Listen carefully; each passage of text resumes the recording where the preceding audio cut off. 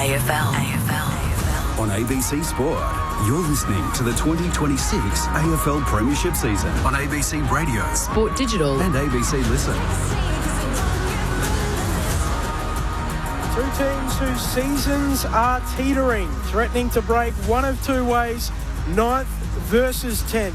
The Dogs half a game to the good ahead of Collingwood. Saturday night beneath the lid here at Docklands. Ben Cameron alongside Lauren Borden to call all of the action. Loz, always a pleasure to see you on Saturday night. Welcome to Saturday night, Ben. I hope you can stay up until we're off air at 11 p.m. But it is nice to be here. It's a little bit strange to see Collingwood playing at Docklands. They've got a good record here recently. So they've won their last 5 matches here. The last time they lost one was to the Western Bulldogs back in 2024. But the Doggies looking good. They won their first game without Tim English last week, which they've had some trouble doing that. So last week they were able to do it. Of course, he's back in tonight, which is very good news for the Western Bulldogs supporters that are coming to Docklands tonight. Yeah, we'll speak a lot about Tim English, included in this team for the Western Bulldogs. That's a big in for them. Adam Ramanauskas, I've been sick during the week, but a reference that I know you'll appreciate, like Michael Jordan's flu game, me being here tonight. Yeah, well, not quite. Good evening to everybody. Ben Cameron and Michael Jordan in the same sentence doesn't sit that well with me, but we'll get past that as the night goes on, Benny. But courage comes in all forms, and you are here. So, look, yeah, it is. It's a very interesting game tonight. So I'm quite looking forward to what happens. Collingwood without Jamie Elliott for the first time in a long time, and where they get their goals from. And we know the Bulldogs' injuries, but they do get Tim English back, so which is promising for them. But where they both sit on the ladder, it's must win. It's sort of, you're getting into that stages now in the middle of the season where every game, particularly against teams around the same areas you're on the ladder, become crucial. And the man who is the Karingal coaching icon, he is no longer a member of the last St Kilda team to be goalless at half-time.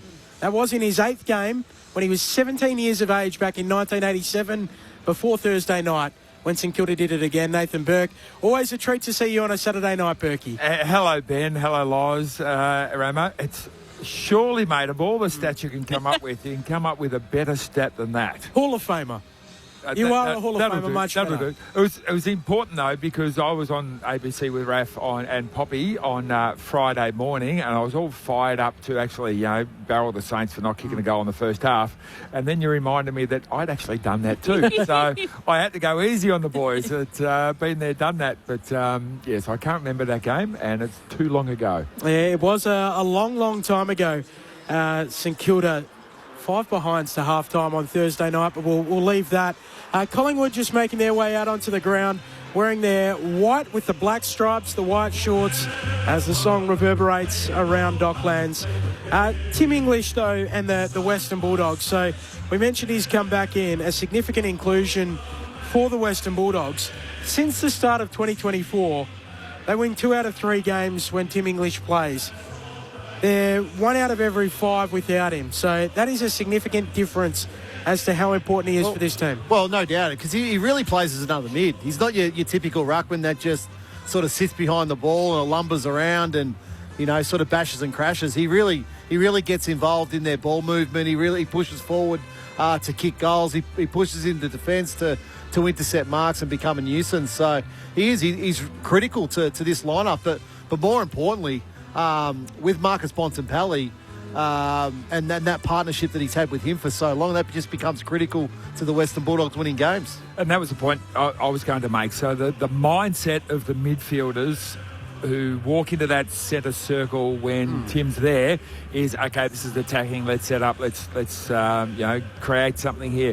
When he's not there, they've got to go, okay, where's it going to go? We need to go a little bit defensive here.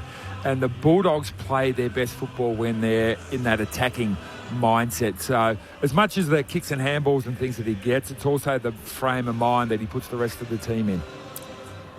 The Bulldogs banner just going up as the Dogs won't be too far away from making their way out onto the ground. It does read, beware black and white. These Bulldogs bite. We'll see if they do tonight. I've spoken a little bit about the fact that both of these teams, it feels like their season one of two ways right now. Yeah. Is that a fair? Yeah, I think it is. I feel like the more breaking point is for Collingwood, to be totally honest with you. As I mentioned, without Jamie Elliott being there, 60 goals last year, felt like he was coming back into really good form last week. It's how the forward line probably resets itself now. He plays a lot as the deepest forward, the leading forward. Who is that going to be now for the Pies? So there's probably more questions than answers for the Pies tonight than I feel the Bulldogs, Berkey. Coming into this, what were they, 9th and 10th on the ladder? Yeah. So this is a prelude to the wildcard game. Yep. So in the real wildcard game coming up, well, the winner goes on and the loser goes home. You're almost at that stage of the year at the moment because there's a whole bunch of teams that are sitting around 50-50, sort of 60-40. Some of them got easier draws than the others, so they could get on a bit of a roll. So you need to win these sorts of games, especially with teams who are close to you on the ladder. They're the most important ones to win. Bulldogs led out by Marcus Bontempelli, a couple of young mascots alongside him. The Bulldogs in their royal blue with the red and white hoops around the middle of their jumper. A home game for the Western Bulldogs. Saturday night footy on ABC Sport.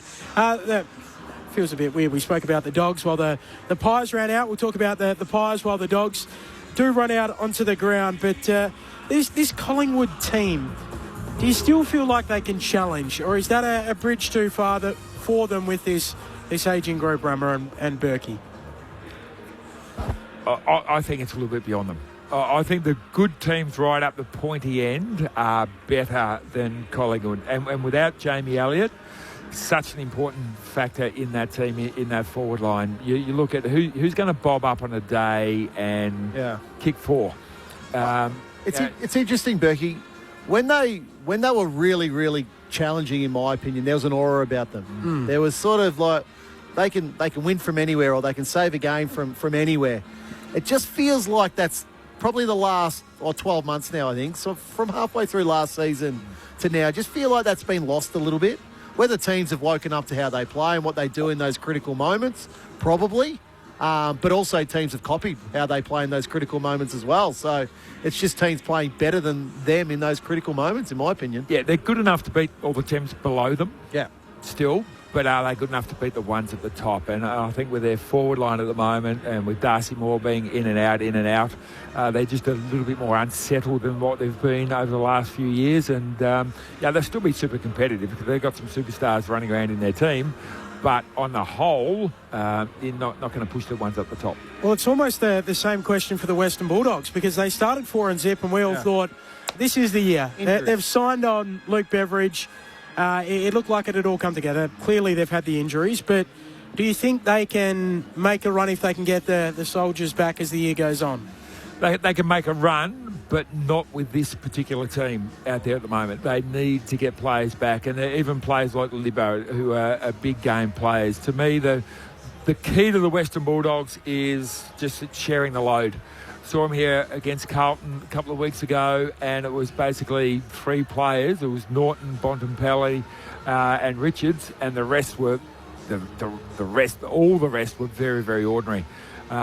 If they don't share the load, the lesser known players step up and share the load. Well, they won't contend. But if they manage to be a little bit better than average, well, then they're a chance. We saw Isaac Heaney absolutely star for Sydney earlier on today. Did he ever? He just had an incredible stat line. One of three players in the competition coming into this round, Isaac Heaney, to average more than 20 disposals, more than a goal, and more than 5 clearances per game. The other two, Christian Petrarca and Nick Dacos. Not the Bont. No, the Bont has fallen below that mark, unfortunately. Right. What, in clearances or goals? I think in goals. Right, okay. Yeah. Not in goals, sorry. It must be in clearances. Yeah, okay. He's kicked 16 goals and from his 11 games, so it's not below in goals. No, well, look, Nick's an incredible player. I think we know that. And I think adding the goal-kicking string to his bow has been important. Now, he's played a lot more. He started a lot more at half-forward.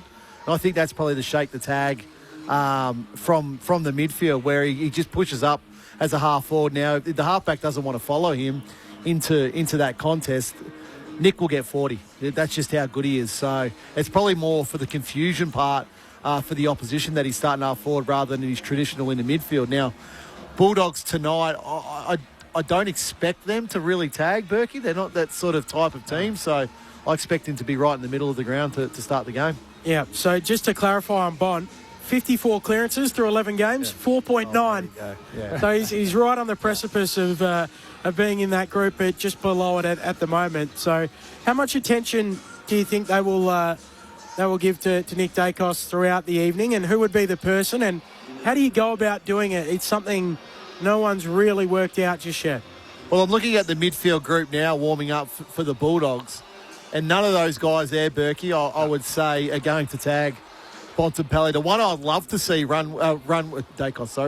The one I'd love to see run with Nick Dacos is a young boy in Riley Sanders. Now, he's been terrific over the last sort of 6 weeks with his ball-winning ability. He's been up around the 30 possession mark in all those weeks. But I think from an education point of view, to run with one of the best. And now we're talking about Riley Sanders, who's probably 2 years younger than Nick Dacos, but that's just where Nick is in his career at the moment. But I know when I first started as a player, Sheeds would always do that with us younger guys. It'll be, go and run with Nathan Burke, go and run with Robert Harvey, all the absolute gun midfielders that were right in the primes of their career. It's a great lesson for any young player. Potentially the Western Bulldogs are thinking, okay, look, he's going to get a stack of possessions. Let's make sure he gets them in the back half. Allow him to do that, but try and cut him up going the other way.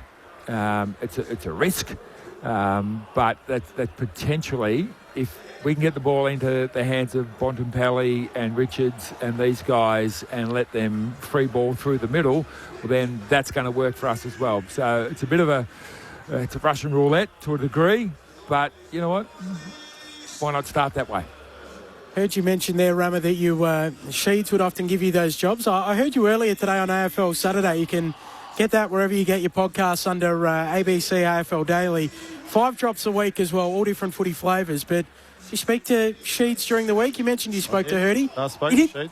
You did speak to Sheeds? Yeah. How was that convo? Look, we had a life members dinner on Wednesday night, so which was a terrific night for the football club. So I had a good conversation with Sheeds, as I always do. Now, look, that gets quite philosophical at times with Sheeds, as you would expect. And, look. Talk about the next coach of Essendon? A little bit, but I don't think... What did Sheeds think? I think he's a bit similar to me, to be honest. He just said everyone, we all need to take a breath here for a moment.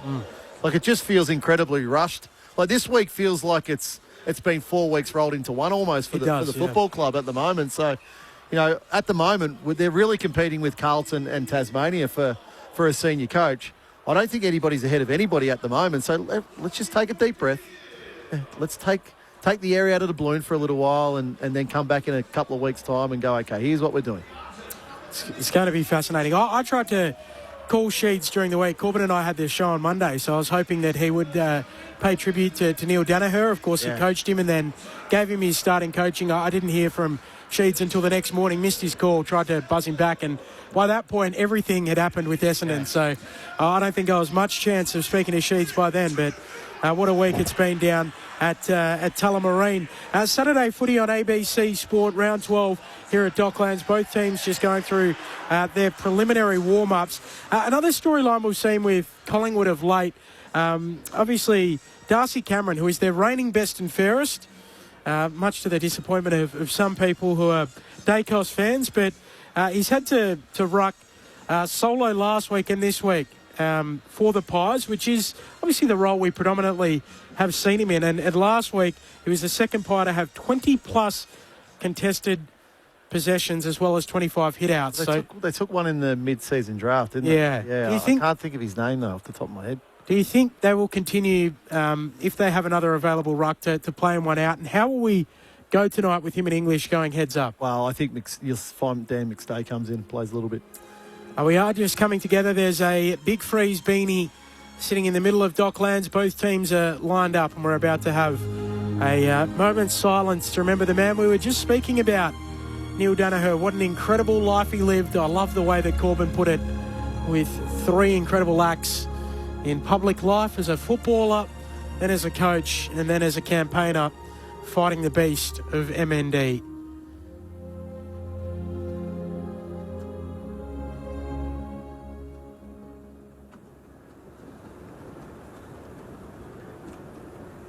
Football fans, we ask that now, if you are able, please be upstanding. and join with the players, coaches and umpires to pay tribute to Neil Danaher, a man whose courage inspired a nation. Through strength, humility and unwavering determination, Neil Danaher has shown us what it truly means to fight with hope, lead with heart and never give up. Thank you, Neil. Your legacy extends far beyond football and your impact will be felt for generations to come.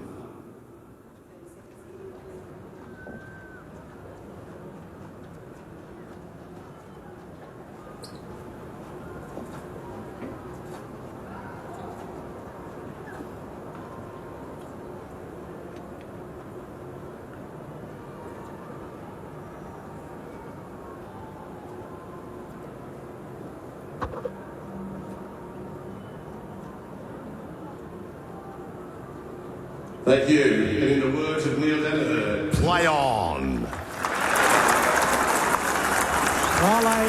Neil Danaher, Ramara, I'm sure you would have met him with the connection to Essendon very early on. Yeah. What are your memories of Neil Danaher? Oh, look, it's all the Danaher family, just how positive they were and how passionate they were. Just incredible football family. Look, it's hard to go past if you think about the last 10 years that somebody's had a bigger influence over Australia with just with the way Neil fought, the way he raised awareness, the way he raised funds, what his family also did in that time. But what I most remember, just Neil did it with a smile on his face. Yeah. And he would have been in awful pain, but never complained. And I think that the last words there of play on is exactly what Neil would want. He'd just say, hey, guys, let's just get on with this. Okay, I've fought as hard as I could. Now it's just time to get on with it. So just incredible man, incredible family, and I send my deepest condolences to the Danaher family, and I do wish them all the best. A few weeks ago, my partner Alice actually gave me one of my presents for my birthday was his book, The Power of Choice. An unbelievable book. I'd recommend it to anyone. And there was a quote which is in the book, but it was recited by Adam Tomlinson on Monday night, who was family friends with the Danahers when he was growing up. He said, if you don't like it, change it. If you can't change it, change your outlook on it. Yeah. It is basically the crux of the saying. So, Vale, Neil Danaher. All right, both teams just going through their final warm-ups. Berkey, Rama, what are your final thoughts before we get this started? Yeah, I'm going to reiterate that point of a sharing of the load from the Western Bulldogs. To me, they've got we always talk about their bottom six just being a little bit shaky. With all their injuries at the moment, it's almost expanded out to their bottom 10, bottom 11. If they contribute tonight in a significant way, the Bulldogs will win this game. If they're going to rely on Bontempelli and Richards and Norton to kick some goals and West to get one or two, well then, you know what, they're probably going to get done. For Collingwood, reshaping that forward line without Jamie Elliott, how they're going to counter the might of Bontempelli, because we know when he gets plenty of the football, the Bulldogs tend to do really well. So it's an interesting game, this one. It's going to potentially come down to, you know, who's switched on and ready to go, and who's a step behind Rama. Well, I really think it comes down to how Collingwood's forward line is going to function. If it can function efficiently. We know they don't have a lot of inside 50s, Collingwood, so, you know, I mentioned already without Jamie Elliott, who now plays as that deepest forward. Does McStay do it? Does Tim Membry do it? Do they put Bo McCreary down there as a bit more speed just to completely change the look? Or do they even put Nick Dacos out of the goal square as a complete change to what we usually see with him? So I think if they can get their forward line going early, the Pies, they'll be in this game. If not, I think the Bulldogs will get hold of them. Thoughts of Adam Ramanauskas and Nathan Burke here on Saturday Night Footy on ABC Sport. Poppy Penny is between the benches downstairs. Poppy.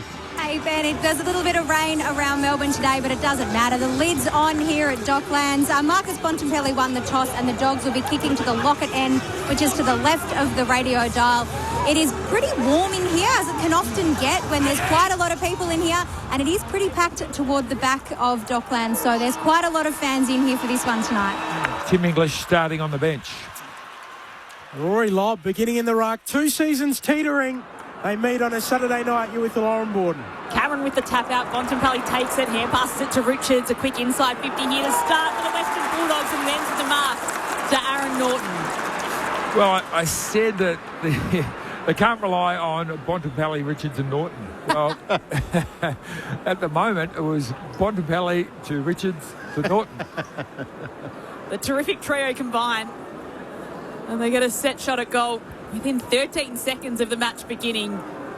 45 metres out, 45-degree angle. Norton's kick is offline, ugly, and through for a minor score to start proceedings here at Docklands. The Doggies ahead by 1. Nick Malthouse has been big on how often Aaron Norton kicks a goal early on in a game. Missed there, but had a good chance. Out of the pocket for Josh Dacos. Kicks up towards the wing, going in lob. Spills down to DeGoey. Kicks the Pies up towards the logo. Attacking at Caulfield. He's tackled the ground, nowhere to go. And a ball up on the wing. So the Western Bulldogs with the opening score of the game. 1 behind to no score for Collingwood. Lob taps it down. Kennedy out to Bontempelli. Check side off the left boot. Inside 50. Over the back of the pack it goes. Bouncing ball. Tracking at Maynard. At fullback for the Pies. He'll kick to the pocket and find Crisp. So Collingwood ball back pocket. Puts the kick out to left half back. Schultz will mark. Just inside the boundary line. Still 60 metres out from defensive goal. Eases the kick forward to DeGoey. They've won their last 5 matches here at Docklands Stadium. Collingwood, they don't often travel here. The away side against the Western Bulldogs today as the kick comes down to Crisp. He'll get a free kick here, taken height. And he'll have the free city side of Docklands centre wing. A good crowd coming in for tonight's match. It was a cold day in Melbourne, but very warm inside the stadium under the roof. The kick comes down to half forward. Lob punches it away with 2 fists and it'll go over the boundary line for a boundary throw in at half forward for the Pies, who are kicking towards the Coventry end in this first term. Western Bulldogs leading by 1 point. Just goes to show you how short the Collingwood forward line is. They don't need Rory Lobb in the back line where he's played his best football the last couple of years. Lobbing Cameron. Lob tapping it down, but DeGoey onto it. Feeds out a handball, looking for Houston. Handball for Quaynor. Misses him. Back into the middle of the ground. Tracking at Quaynor. He's worried out of it. Not once, not twice. Can't gather it a third time. Jones arrives for the Bulldogs. Paddles it on. Still paddling Jones. Maynard worries him out of it. Takes it for the Pies. Chips it short. Pendlebury, his record-breaking 434th game. He chips it up to centre-half forward and finds DeGoey. Too far out to score. And Dan Houston's 201st game on the banner tonight. They thought they'd celebrate that a game later, given it got no coverage at all last week as the kick comes in from DeGoey into the right forward pocket. That'll be a mark to Tim Membry on his return from a hammy injury. Marks hard up against the boundary. It's actually really good defence by the Western Bulldogs to force the mark that wide. Like Tim Membry's 45 metres out here right on the boundary, so it's going to take an incredible kick. Tim Membry will start his kick almost in row 1 as he tries to kick the first 4 tonight. Lets the kick sail towards goal. Goes across the face. It'll stay in play until it's punched over the goal line, and it'll be a minor score for Collingwood as well to start their scoring tonight. Scores are level, 1 point apiece, 3.5 minutes played at Saturday Night Footy on ABC Sport. Bailey-Dale. Oh, Turf Monster nearly got him. Playing on with the kicking, goes out very wide for Butterick. Well, they said the surface was a little bit damp on Thursday night, didn't they? Yeah. Hopefully they shut the roof during the day. Butterick kicks up towards the wing. Josh Dacos beelining the footy. Paddles it a couple of times. West gathers. Bulldogs ball back flank. Handball to Selwood. Handball away to Sanders. Back to West. West will kick around the wing. City side of the ground at Docklands. Good kick for Norton. Norton feeds the handball on. Running by Treloar. Stabs it inside 50. Turnover. Darcy Cameron getting back. Marks back pocket. 1 minor score apiece. We played 4.5 opening term. Shares it across to Howe, who flicks it to the right back pocket where Quaynor will mark. Still inside defensive 50 for the Pies. Thumps his kick right down the wing. Membry's in a tussle there with O'Donnell. Gets punched up in the air and Dale will pick it up for the Dogs. Hand pass to West. Hand passes is back to Caulfield. Hand pass to Richards. Still in the hands of the Western Bulldogs. Hand pass comes across to Bramble, who put the kick inside the left forward pocket. A juggling mark will be taken by Lewis. And it'll be a set shot at goal for the Western Bulldogs. Coming in the left forward pocket this time. Riley West has travelled quite a fair way up the ground so far in this game. Normally we see him patrolling inside 50, but seems to have a licence to get up the ground. Most of his possessions so far have been backwards of centre. Will Lewis now with a chance to kick the opener. On his left boot, he puts this one towards goal. Lovely. Puts it through. There's the opener coming from Lewis and for the Western Bulldogs. They take an early lead here at Docklands. Western Bulldogs 1-1-7. Collingwood just the one behind. 5 minutes played in the opening term. Saturday night footy on ABC Sport down to Poppy Penny on the boundary. A welcome sight for Western Bulldogs fans as Tim English is back on the ground for the Doggies, so I imagine they'll be pretty pleased to see him out there. Yeah, well, no doubt they'll be pleased to see him out there. It's interesting that now with Rory Lobb and how they sort of play him. We've been so used probably over the last 18 months, Berkey, seeing him play that centre-half back role. Now, gone forward now. Yeah, now clearly that's sort of, that experiment may be over in a sense, I think. Certainly without Sam Darcy in the team, Rory Lobb is much needed in the ruck. Back underway in the middle. Nick Dacos trying to follow up at ground level. Bontempelli takes it for the Dogs. Off to English. Off to Richards to the run of Sanders. He'll kick the Dogs inside 50. Artie Jones the target through his hands. Out the back it goes. Lewis tracking it. Close to the boundary line in the right forward pocket. And Lewis is tackled out eventually by Houston. Throwing coming right forward pocket. Dogs lead it by a goal. That Lewis goal, the first of this game. We played nearly 7 minutes in the opening term. So the ball to be tossed in deep inside forward 50 for the Doggies. English is there, taps over the top of Cameron, spills down to McNeil, hand pass to Sanders. His hand pass intercepted by Steen. Has to go after the footy. Then Fraser gets on his hands and knees trying to dig it out for the Western Bulldogs. Pendlebury's in there as well. He can't control it. In the end, Dale takes it. He's taken to the turf. And it was in the back. In the back against Rowan Steele. Oh, yeah, it's probably Dale. there. No, that's again, well, for Will Lewis. So I think it was there. He had Lewis in the tackle and then just fell on his back. So not needed. Just clumsy. Yeah. Should have just rolled him sideways. Yeah, it's probably there. So it's a free kick to Will Lewis in the back. He kicked a goal a couple of minutes ago. This one will snap around his body to try and kick the opening 2 goals for the Western Bulldogs. It's completely across the face of goal. It'll stay in play in the forward pocket. Bobbles its way out of bounds and it'll be a throw-in inside the left forward pocket for the Western Bulldogs. They're leading by 6 points early stages of this Saturday night match at Docklands. Jonathan in Alice Springs is picking up what I'm putting down. No one has ever won a game in their 434th. Throw in forward pocket. English and Cameron. Cameron down for Bontempelli. Snaps on the left towards goal. And rushed through or marked on the line by Parker. Last line, the cricketer turned footballer. He started well, the Bont. Has it for the Pies at fullback. 4 touches, Berkey. Kicks out towards a contest. McStay launches down in front. Side bottom gets rid of it to Josh Dacos. Kicks for Schultz. And he marks just backward of the wing, dock side of the ground. Dogs by 6. Tries to move it in laterally towards Pendlebury, who in the end gets knocked off the footy. And he's holding his face as well on his hands and knees. We get a free kick here, Scott Pendlebury. A little head clash with Aaron Norton.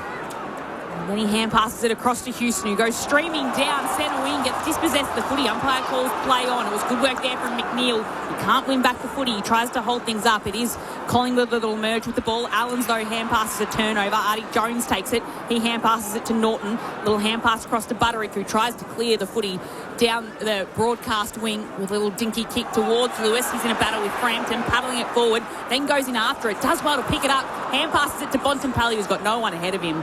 So just has a kick towards goal. And it goes through for a minor score for the Western Bulldogs. So their lead extends to 7 points in the early stages of this match. Sure how that wasn't holding the ball with Dan Houston. I don't think that hit his foot. Pies work it down the city wing. Parker gives it off to the runner of Rowan Steele, who will kick around that city wing and find McStay. Collingwood moving the ball down that wing. Gives it back to Lipinski. He'll kick inside 50. Well weighted for the goalie.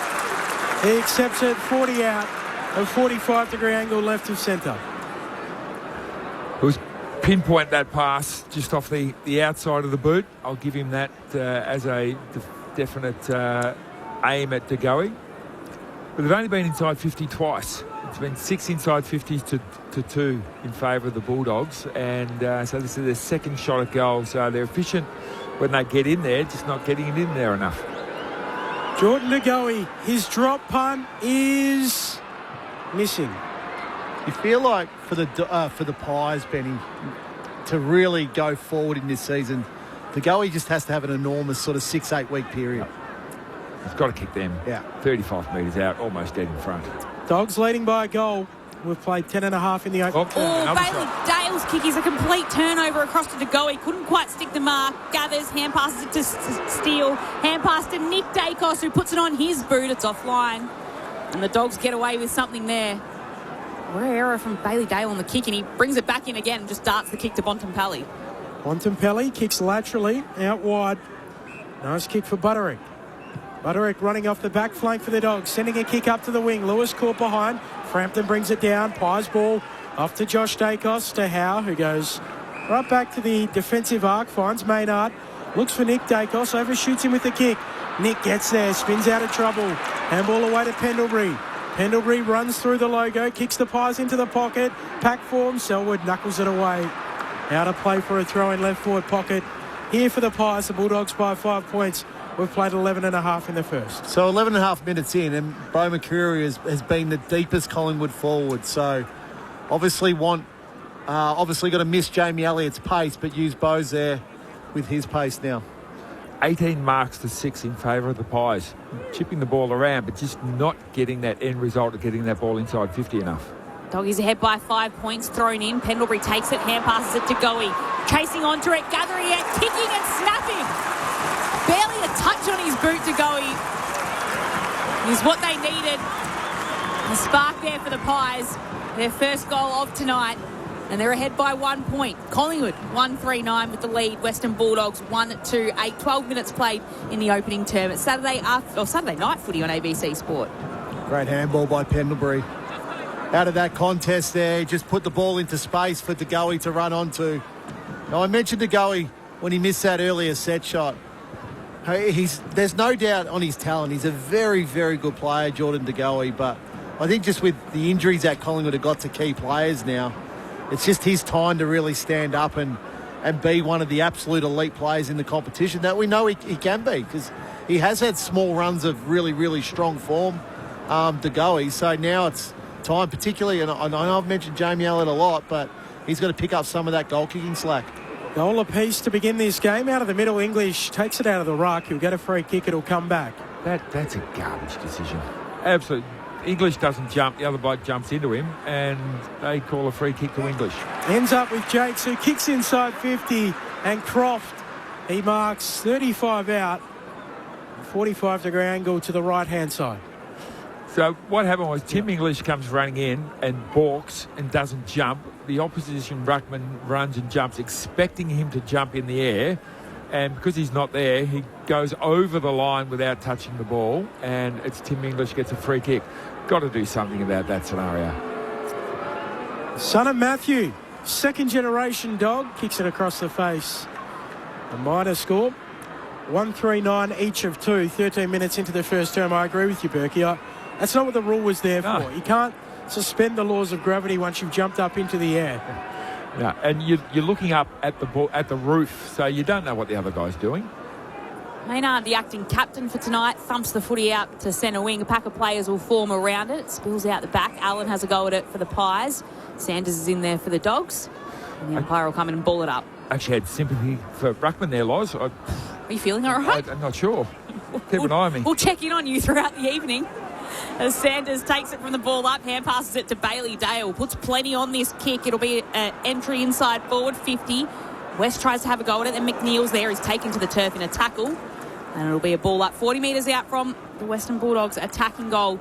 Scores are level, 14 minutes played in the opening.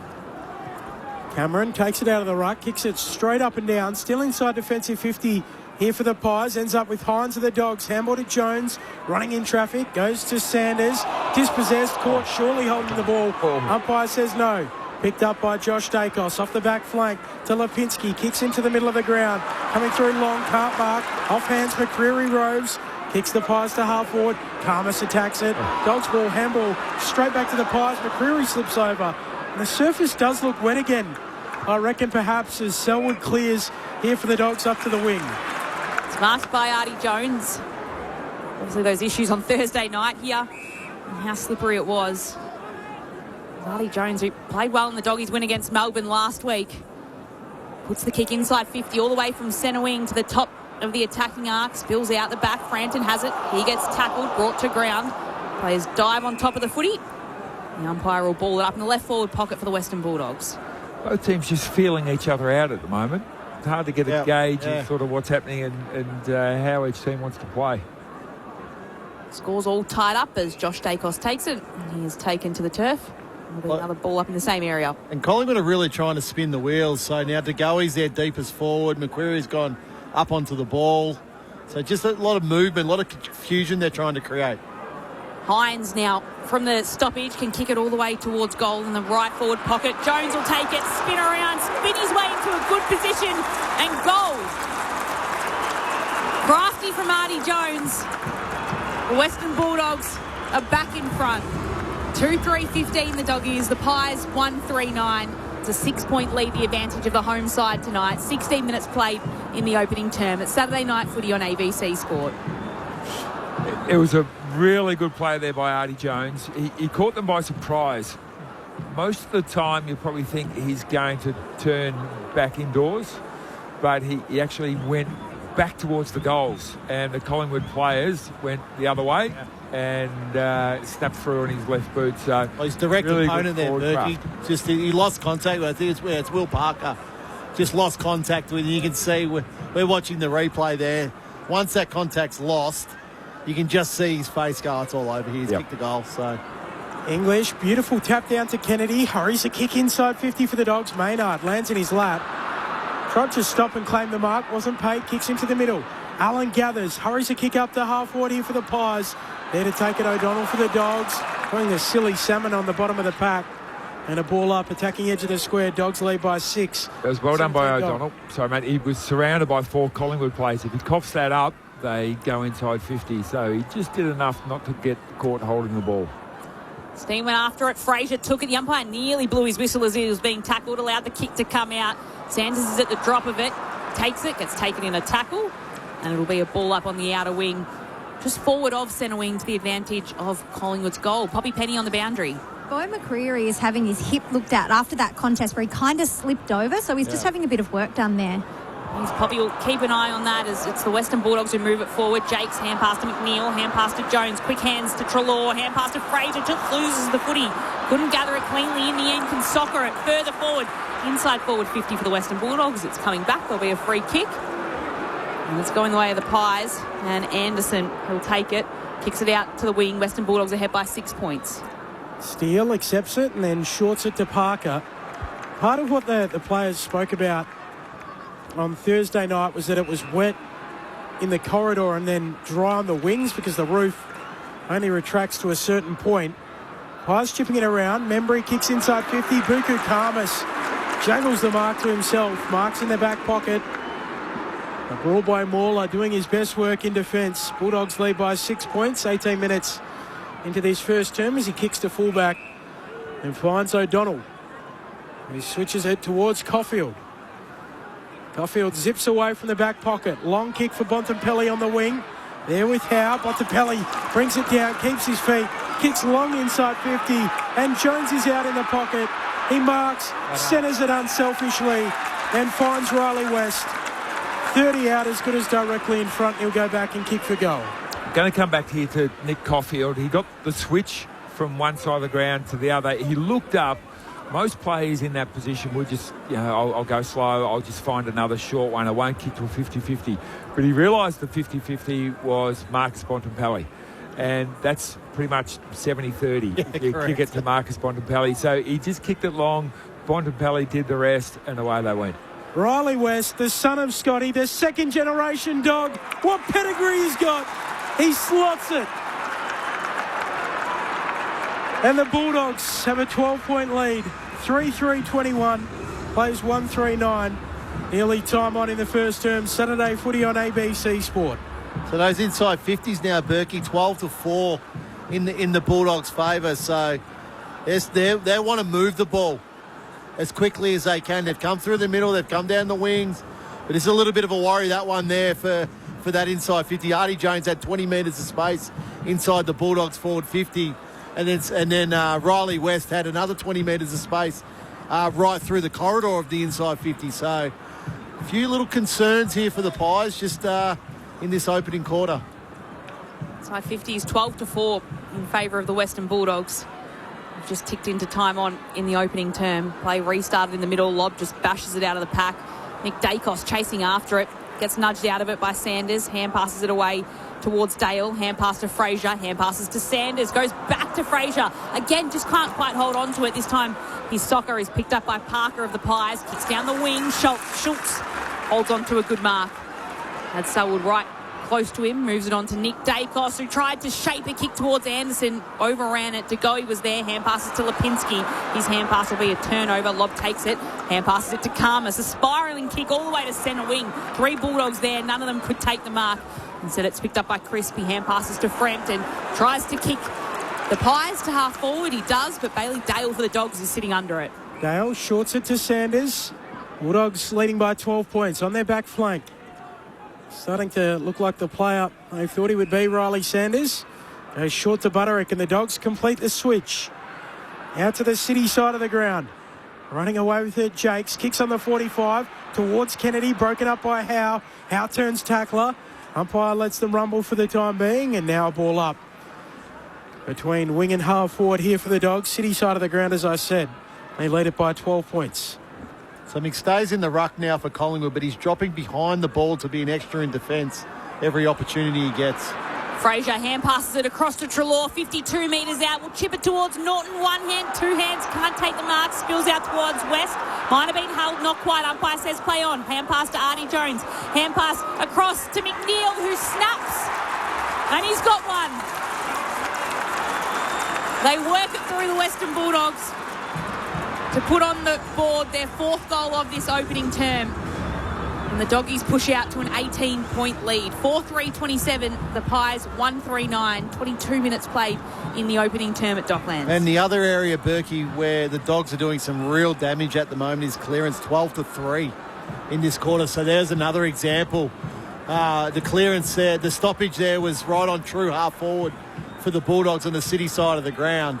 And they'll just able to do that easy, get the ball out. Artie Jones has been terrific in this quarter, inside forward 50, a goal, and now he's set up another one. So 2 direct goal assists also for Artie Jones in this first quarter. It's a small place for the Western Bulldogs. Are pushing hard inside 50, and they're getting back before the Collingwood defenders, they like to run down the ground and get involved in the wave going forward, but they're too slow getting back. 1-8 opening terms this year, the Western Bulldogs. Been a very good starting side. Fraser in the middle, bumped off his kick there by DeGoey. Kicked the last 3 goals in the game, the Dogs. Richards snapping a bouncing ball to half forward. Houston makes it his. Pies ball. Handball to Nick Dacos. Handball away to Crisp. He'll hurry a kick around the wing and long. Tumbling mark. In fact, it's Darcy Cameron. The big ruckman sprawling to the ground. Chips it on. DeGoey accepts it. Looks deep inside 50 for the Pies. Towards the pack. Off the hands of the pack. Angry Anderson turning tackler. Butterick's got it. Stripped. Umpire wants it. Ball up. 20 out from the attacking goal for the Pies. Doggies lead it by 18 points. I haven't been inside 50 that often this quarter, the Pies. Umpire tosses the ball up. Cameron, little tap out, comes to ground. Pendlebury picks it up, hand passes it towards Steele. And then Ed Richards just steals it from him. Tries to get a little hand pass away. Selwood locks him up. And we'll have another ball up inside forward 50 for the Pies. So Western Bulldogs leading by 18 points. They've kicked the last 3 goals of the game. Ball up inside forward 50 for the Pies. Nick Dacos rose and snaps towards goal. And of course, Still laugh. Nick Dacos doesn't miss. So many things he does that no one else can do, and he makes it look effortless as well. Collingwood for their 2nd goal of the afternoon off the boot of Nick Dacos. 2-3-15. The Western Bulldogs 4-3-27. That is a left foot snap from the left forward pocket running towards the boundary from 35 metres. Yeah, but don't forget the one grab out of stoppage as well. So, yeah, just a take there. Riley Sanders just lost a moment of concentration. So he's on. Then he looks at the ball momentarily, Berkey, and then Dacos knows where that tap's going. It's just a tiny little push, which creates a metre of separation, and then that's a skill level that not many have. Opposite foot. And you can just tell that the ball went up, the Collingwood ruckman was out of the way. So the Western Bulldogs ruckman shaped to punch it, and he was already moving to that spot before the punch came. Here he is getting the clearance after the goal. Hurries the kick inside 50. Karmas takes it for the Dogs, though, off the Butterick to Caulfield. Kicks across the goal mouth to the opposite back flank. Bramble accepts. Stops props, kicks back to O'Donnell. Berkey, you and James O'Donnell used to chat about the Saints in the Dogs' offices, did you not? We did, yes. He was a mad Saint growing up. Kicks it to Butterick. He's under pressure. His kick a turnover. To go, he taps it to Lipinski. Pies it half forward.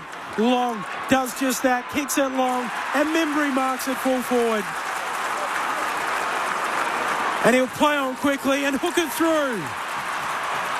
Pies hurry back into the contest with 2 quick goals. 4-3-27 plays 3-3-21. Bulldogs lead by 6. 26 minutes into the first. Adam Ramanauskas and Nathan Burke. And Raman, that's what the Bulldogs can do. They've got the ball in the hands of probably not their better players. So James O'Donnell put Butterick under a lot of pressure there, Berkey. So he should have hit the target, and then Butterick's under enormous pressure. He comes sort of inboardish, and it wasn't a great kick from Butterick either. The Collingwood were there in numbers, so they outnumber at that contest, which they're so good at, and they go quickly inside 50. And that's what you've got to exploit. So the Western Bulldogs, lesser-known players, will give you those opportunities, and that's what the Pies did. They capitalised. Last 5 scores, all a goal. 2 to the Pies, 3 to the Western Bulldogs. From the middle, it's an entry inside forward 50 for the Doggies. Lewis is there to meet it. He's met by Josh Dacos and Crisp, and he's held up at the top of the attacking arc for the Doggies. Now ahead by just 6 points after getting out to an 18-point lead. Umpire tosses the ball up. A little tap out from Cameron. Comes towards Richards. He has it. He's mobbed by some Pies. Pendlebury takes it. Hand passes it to Long. Hand passes it to Lipinski, who puts it out in some space on centre wing. McCreery can run all the way onto it. Take a bounce. Running all the way to right half forward. He'll square up the kick looking for Membry, who's now in a 2-on-1. Outnumbered. Tucks it away. Kennedy picks it up for the Dogs. Hand pass to O'Donnell. Hand pass to Jakes. And they'll be able to exit it outside of their danger zone towards Bontempelli. Just drops a chest mark. It's able to find its way to Butterick, though, who kicks to Ed Richards in the centre of Docklands. Who'll put this one inside forward. 50 to Lewis. Beautifully marked. And this will be a set shot at goal from about 25 metres out. I just wonder how a player of Ed Richards' ability can just be all alone inside the middle of the Docklands. Not a pie near him. So Will Lewis will line up. He's already got a goal tonight. From a slight angle, about 20 metres out. And he's missed. He's missed. He's hit the post. He's just jagged the post there. It was almost a certainty, but just to behind. The Doggies ahead by 7. Could have 3, Will Lewis. Maynard with the short kick into Quaynor. It goes back to Maynard, just outside the goal square. Chips it short to the pocket for Houston.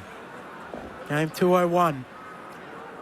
Dogs by 7. It's always those little opportunities. So he's kicked a goal, but if it's 3, you sort of start to feel like, I can compete at this level.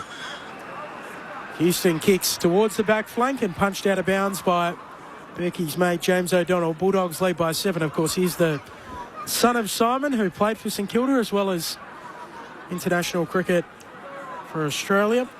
Throw in half forward here for the Dogs. Tap down by Lobb. Onto it, Anderson. Streams away with it for the Pies. Gives it to Crisp. Running down the city wing. Hand passes across to Anderson. He takes it. He hand passes out wide. There'll be a hand pass coming back in from Parker. Hand pass to Degoe. Anderson now has to do the tackling as Butterick gets a hand onto it for the Bulldogs. He can fire off a hand pass towards Jakes, who sends it right down the wing towards the Bulldogs' advantage. And comes Bramble trying to take it. Lobb does in the end, just hacks a kick away, hoping to get it towards McNeil. He has it. Quickly gets a hand pass towards Bontempelli. Was taken high. And it'll be a free kick to McNeil, which just slows things down a little bit after a period of franticness. As the siren sounds for the end of the first quarter, handing the footy in McNeil's hands right in the centre of Docklands Stadium. It is the Doggies with a 7-point lead at the first break. They kicked the first goal of the match, then the Pies got one through De Goey, then it was 3 goals to the Western Bulldogs, and then 2 on the trot to Collingwood to bring back the margin to the 7 it sits at the moment. 4-4-28, the Doggies, the Pies 3-3-21. Goal kickers so far in this match, it's singles to Riley West, Will Lewis, Lockie McNeil and Arthur Jones for the Western Bulldogs. And for Collingwood, goals to Jordan De Goey, Tim Membry and Nick Dacos. A sample off the SMS. Hi, Joanna. Walking from Joanna, walking the Camino in Portugal. Every Love week listening to the Pies. Camino. Really? My sister and brother-in-law did it last week. Oh. There you go. Really? Listening to the Pies play whilst walking up the big hills. Good luck with that, Joanna. Kevin in Shenton Park says it's simple. If one ruckman doesn't jump, play on, which I think is probably about fair. So the goal kickers, West, Lewis, McNeil and Jones for the Bulldogs, while for Collingwood, De Goey, Membry and Dacos. The Dogs lead by 7 points, 4-4-28, plays 3-3-21. This is Saturday Night Footy on ABC Sport. The biggest stars in the women's game Harmanpreet Kaur launches this all the way for 6. are set to light up your winter nights. Down the track comes Mooney, cover drives to the boundary. When ABC Sport brings you the ICC Women's T20 World Cup. Every game live and uninterrupted. Direct from England and Wales. Big 6 from Phoebe Litchfield. It all starts Saturday, June 13 on ABC Listen. This is the 2026 AFL Premiership season with ABC Sport. Hand pass comes across to Bramble, who put the kick inside the left forward pocket. A juggling mark will be taken by Lewis, and it'll be a set shot at goal for the Western Bulldogs. On his left boot, he puts this one towards goal. Lovely. Puts it through. There's the opener coming from Lewis and for the Western Bulldogs. He's ahead by 5 points thrown in. Pendlebury takes it, hand passes it to Goey. Chasing onto it, gathering it, kicking and snapping. Barely a touch on his boot to Goey is what they needed. A spark there for the Pies. Hines now from the stoppage can kick it all the way towards goal in the right forward pocket. Jones will take it, spin around, spin his way into a good position and goal. Crafty from Artie Jones. The Western Bulldogs are back in front. There with Howe, Bontempelli brings it down, keeps his feet, kicks long inside 50, and Jones is out in the pocket. He marks, centres it unselfishly, and finds Riley West. Riley West, the son of Scotty, the second generation dog. What pedigree he's got. He slots it. Fraser hand passes it across to Treloar, 52 metres out. Will chip it towards Norton, one hand, two hands, can't take the mark, spills out towards West. Might have been held, not quite. Umpire says play on. Hand pass to Artie Jones. Hand pass across to McNeil, who snaps, and he's got one. Ball up inside forward 50 for the Pies. Nick Dacos rose and snaps towards goal. And of course, Nick Dacos doesn't miss. So many things he does that no one else can do. He makes it look effortless as well. That's a skill level that not many have. The Goey taps it to Lipinski, Pies it half forward, Long does just that, kicks it long, and Membry marks it full forward. And he'll play on quickly and hook it through. Pies hurry back into the contest. The AFL on ABC Sport. On radio ABC Sport Digital Radio. and ABC Listen. Saturday Night Footy on ABC Sport. Ben Cameron alongside Lauren Borden, Adam Ramanauskas, our Premiership Don, and our Hall of Famer Nathan Burke to analyse it all. Well, terrific start, I think, by the Bulldogs, and then a couple of late goals for the Pies got them back into that quarter. But you look at clearances, it ended up being 13-8. The Bulldogs are right on top there early. 7 centre bounce clearances to 1, though, in the Bulldogs' favour, Berkey. So that's a real concern for the Pies. Now, we spoke about Darcy Cameron. Obviously, he's a bit banged up at the moment, but the second ruckman for Collingwood tonight is Dan McStay. So he's come in and tried, but that's going to be a big area, I think, where the Bulldogs can get a lot of ascendancy there. So English and both Rory Lobb well over 200 centimetres. So to be able to continue to serve their midfielders out of that centre circle is really, really important. What I'm seeing from the Pies is they're just pressing up too high up the ground. Their defenders, particularly Artie Jones, got out the back a couple of times. Will Lewis had 3 scoring shots in that first quarter, and it's sort of when you're looking at it.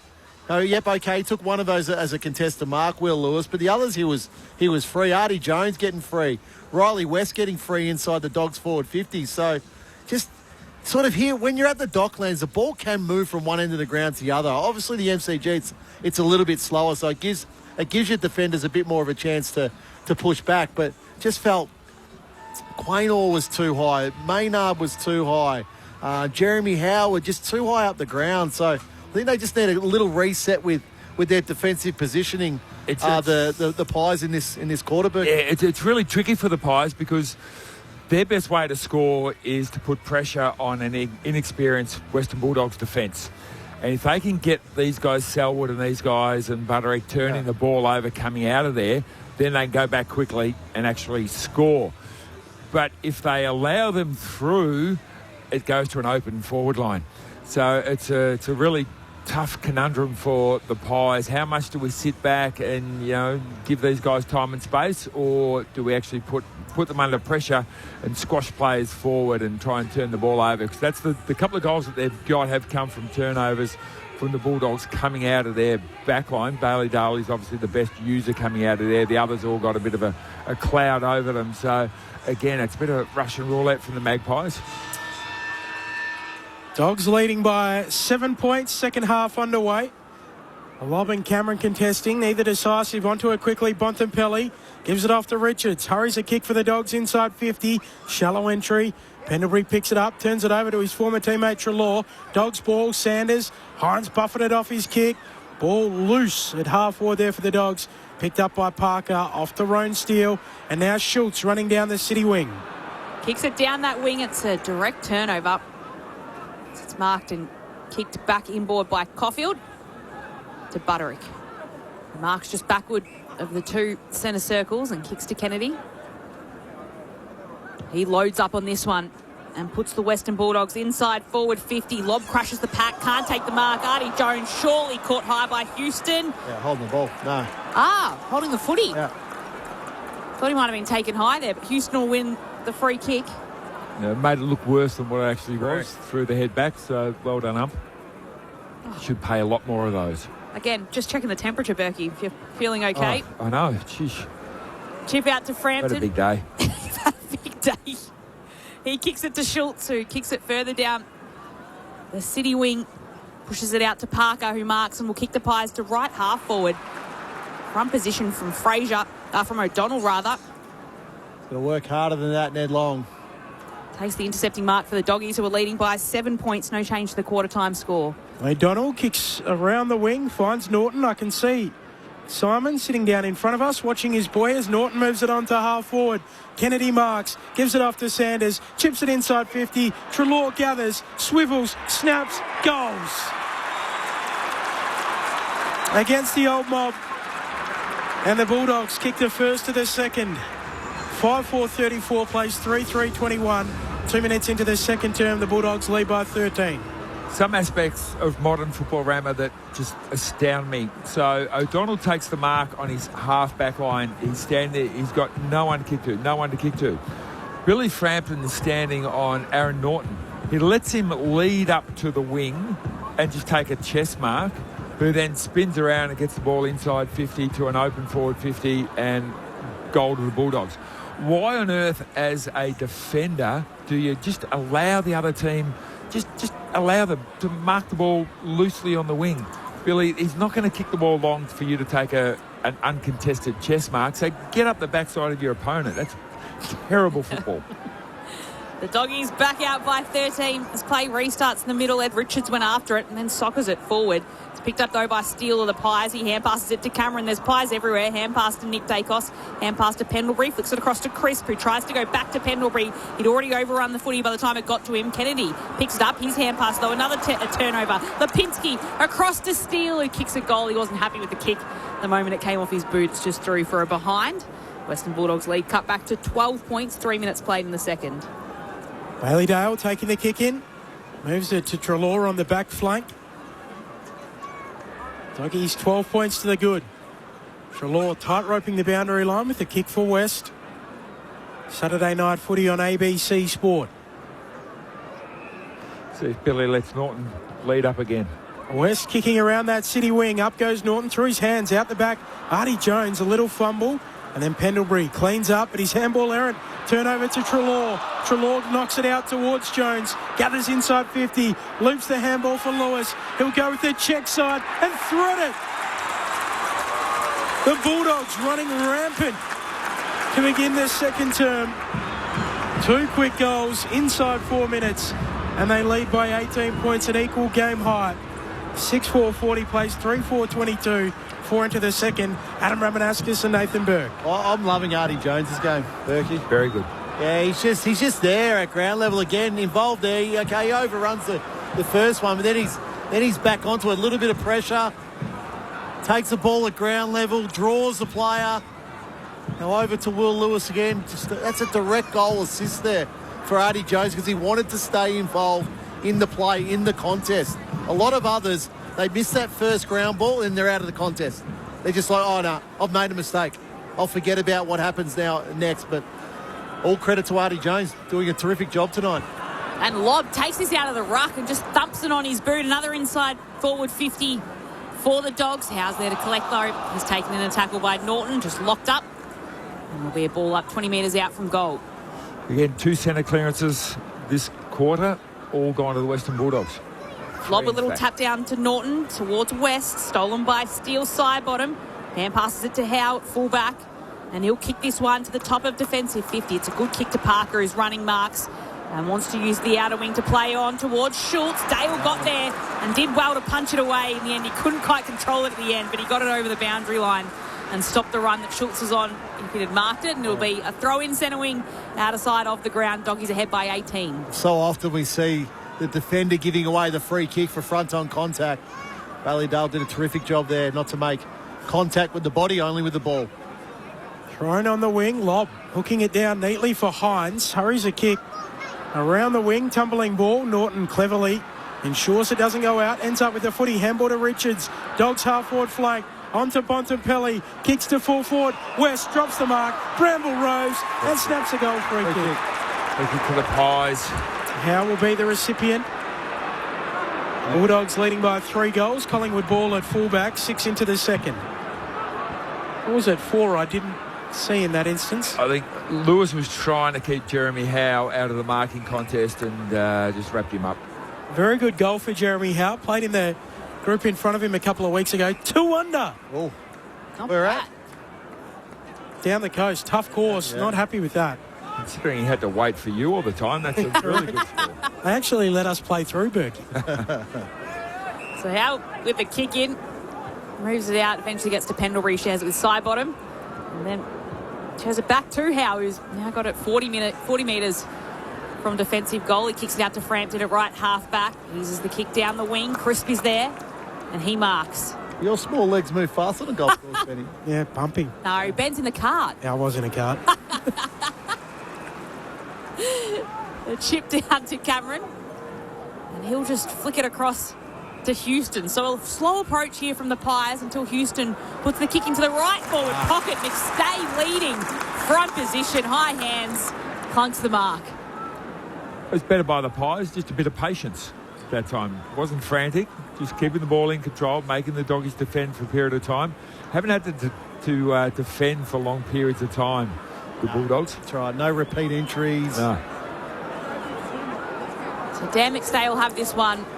Tough angle, kicking from about 40 metres out from goal towards the Western Bulldogs cheer squad. He slams it into the left goalpost. The second post up towards that end of the stadium tonight. Lead cut back to 17 points. It's Rammer's dead pocket. Bob Murphy back to him with that too, Rammer. He's adamant. Played a lot of footy here. As Bailey-Dale shorts it away to Caulfield, who moves it to English. Bulldogs ball, working it down the dockside wing. My point around Jeremy Howe too was just that it's infuriating that someone can be that good at 2 sports. Got a couple of cricketers out there tonight. Berkey, Rummer, what's your second sport? English moves it on to Croft, who kicks around the second wing. Howe with the big launch. Nearly on cue. Doesn't quite come down with the footy. Cameron ends up with it. Manages to get it out. English plays tunnel ball. Bontempelli picks it up, gets it out to Fraser. Rushing a kick, and then Pendlebury mops up. Half-back flank for the Pies. Kicking to the wing. 2-on-1 for McStay. Doesn't come down with it. And Croft gathers the ground ball for the Bulldogs. Well, hand passes it towards Ed Richards. Houston was chasing him, tackled him. Just got a hand pass out to English, who spirals a kick inside forward 50. Intercept taken by Parker of the Pies. Chips out towards Frampton. Little hand pass to Nick Dacos. And he chips it to Ronesteel. My first sport was basketball. Yeah, Rama was the original Scott Pendlebury. Came with the basketball background. A lot more before me. I feel like, Berkey, you basketball as well? It was that and Petonk. Petonk. The chip comes towards Maynard. Petonk's like bocce, isn't it? Yep. So chip to side bottom. Chips it across to Chris. Will put the kick inside forward 50 to the pocket for the Pies. Punched away, falls down to Dale. He is taken in a strong tackle and brought to the turf. Harrison landing on top of him fairly and legally, and it'll be a ball up inside forward 50. The Doggies ahead by 17. 9 minutes into the second term. Saturday night footy on ABC Sport. Both rucks with their hand on it. Cameron manages to get it out to Allen. Snaps towards goal in the goal square. Schultz and Buku Karmas and into the behind post. So throw in the left forward pocket here for the Pies, attacking the Lockett end in this second term. 0437 774 774. Boundary umpire flings it back in. Cameron and English. Cameron down for Dacos. Pushed as he snapped. Kicks it straight up and down. Pack forms, punched away by English. Still inside 50 here for the Pies. Fraser gets it moving forward for the Dogs. Schultz right there with him though. Close to the boundary line. Schultz slides out like he's scoring a try. Dogs by 17 points, 10 into the second. Poppy Penny. Just on Petonk, do you know my nana was almost the national New Zealand champion? She nearly made the NZ team. Just a fun fact. So I reckon she's got your measure. I'd take her on. She'd win. Right, in the Petonk Championships, the ABC Sport Petonk Championships, coming your way maybe one day soon on ABC Listen. Ball tossed in, Richards takes it. He's tackled but can still get a hand pass out to Jakes, who kicks down to centre wing, outer side of the ground. Dale can't take the mark, can just do enough to get it down to West, who hand passes back to Dale, very close to the boundary line. Centre wing, kicks inboard towards Richards. He marks, and Crisp is told to stand. Richards plays on, inside 50, he goes. Norton all alone inside forward 50, or it was a 50-metre penalty for Richards for Crisp on the mark. Yeah, he paid delay. The umpire down the other end paid a 50-metre penalty. Richards was so far gone off his line by the time Crisp moved. That's ridiculous. He was shaping to run on. Anyway, Richards gets the 50, the free kick, the penalty, and goals. The full 6 points to Ed Richards. After all of that, means the Doggies are out to a game-high 23-point lead. 7-4-46. Collingwood 3-5-23. 11 minutes played in the second term. Saturday night footy on ABC Sport. They look really dangerous on the fast break, don't they, Ramo? If they're able to get free ball coming out of their back line to the middle, then their small players are really, really dangerous. Yeah, Norton, then they've got Lobb down there, but at the moment, they're not the ones that are doing the damage. It's their small players who are shooting back inside 50 far faster than still side bottom. You've got Pendlebury down there. I wouldn't say it's the fastest half back line that I've ever seen. Steele's now coming up to the wing. Well, I think the 50 was for the original hold, which was fair enough. No, it's soft. Cap down in the middle. Bontempelli comes away with the footy, gives it off to Bramble. Now on to Sanders. High kick inside 50 for the Dogs. 3 goals to none in this second term. Ball hits the deck. Lob feeds it out to Lewis. Snaps on goal. Misses to the left. What's he kicked? 1 goal for Will Lewis. Got 2 now? Oh, 2. 2 goals, 3. I think that makes it. Bulldogs lead by 24 points. Early on in this second term, as I said, it's 3 goals to zip in this second quarter. Collingwood work it out. Quaynor kicking it from the left back pocket down to a wing. It'll be a free kick coming back here to Darcy Cameron. No advantage will be paid. Selwood's got to deliver the footy back. Cameron will go and gather it just backwards of centre wing.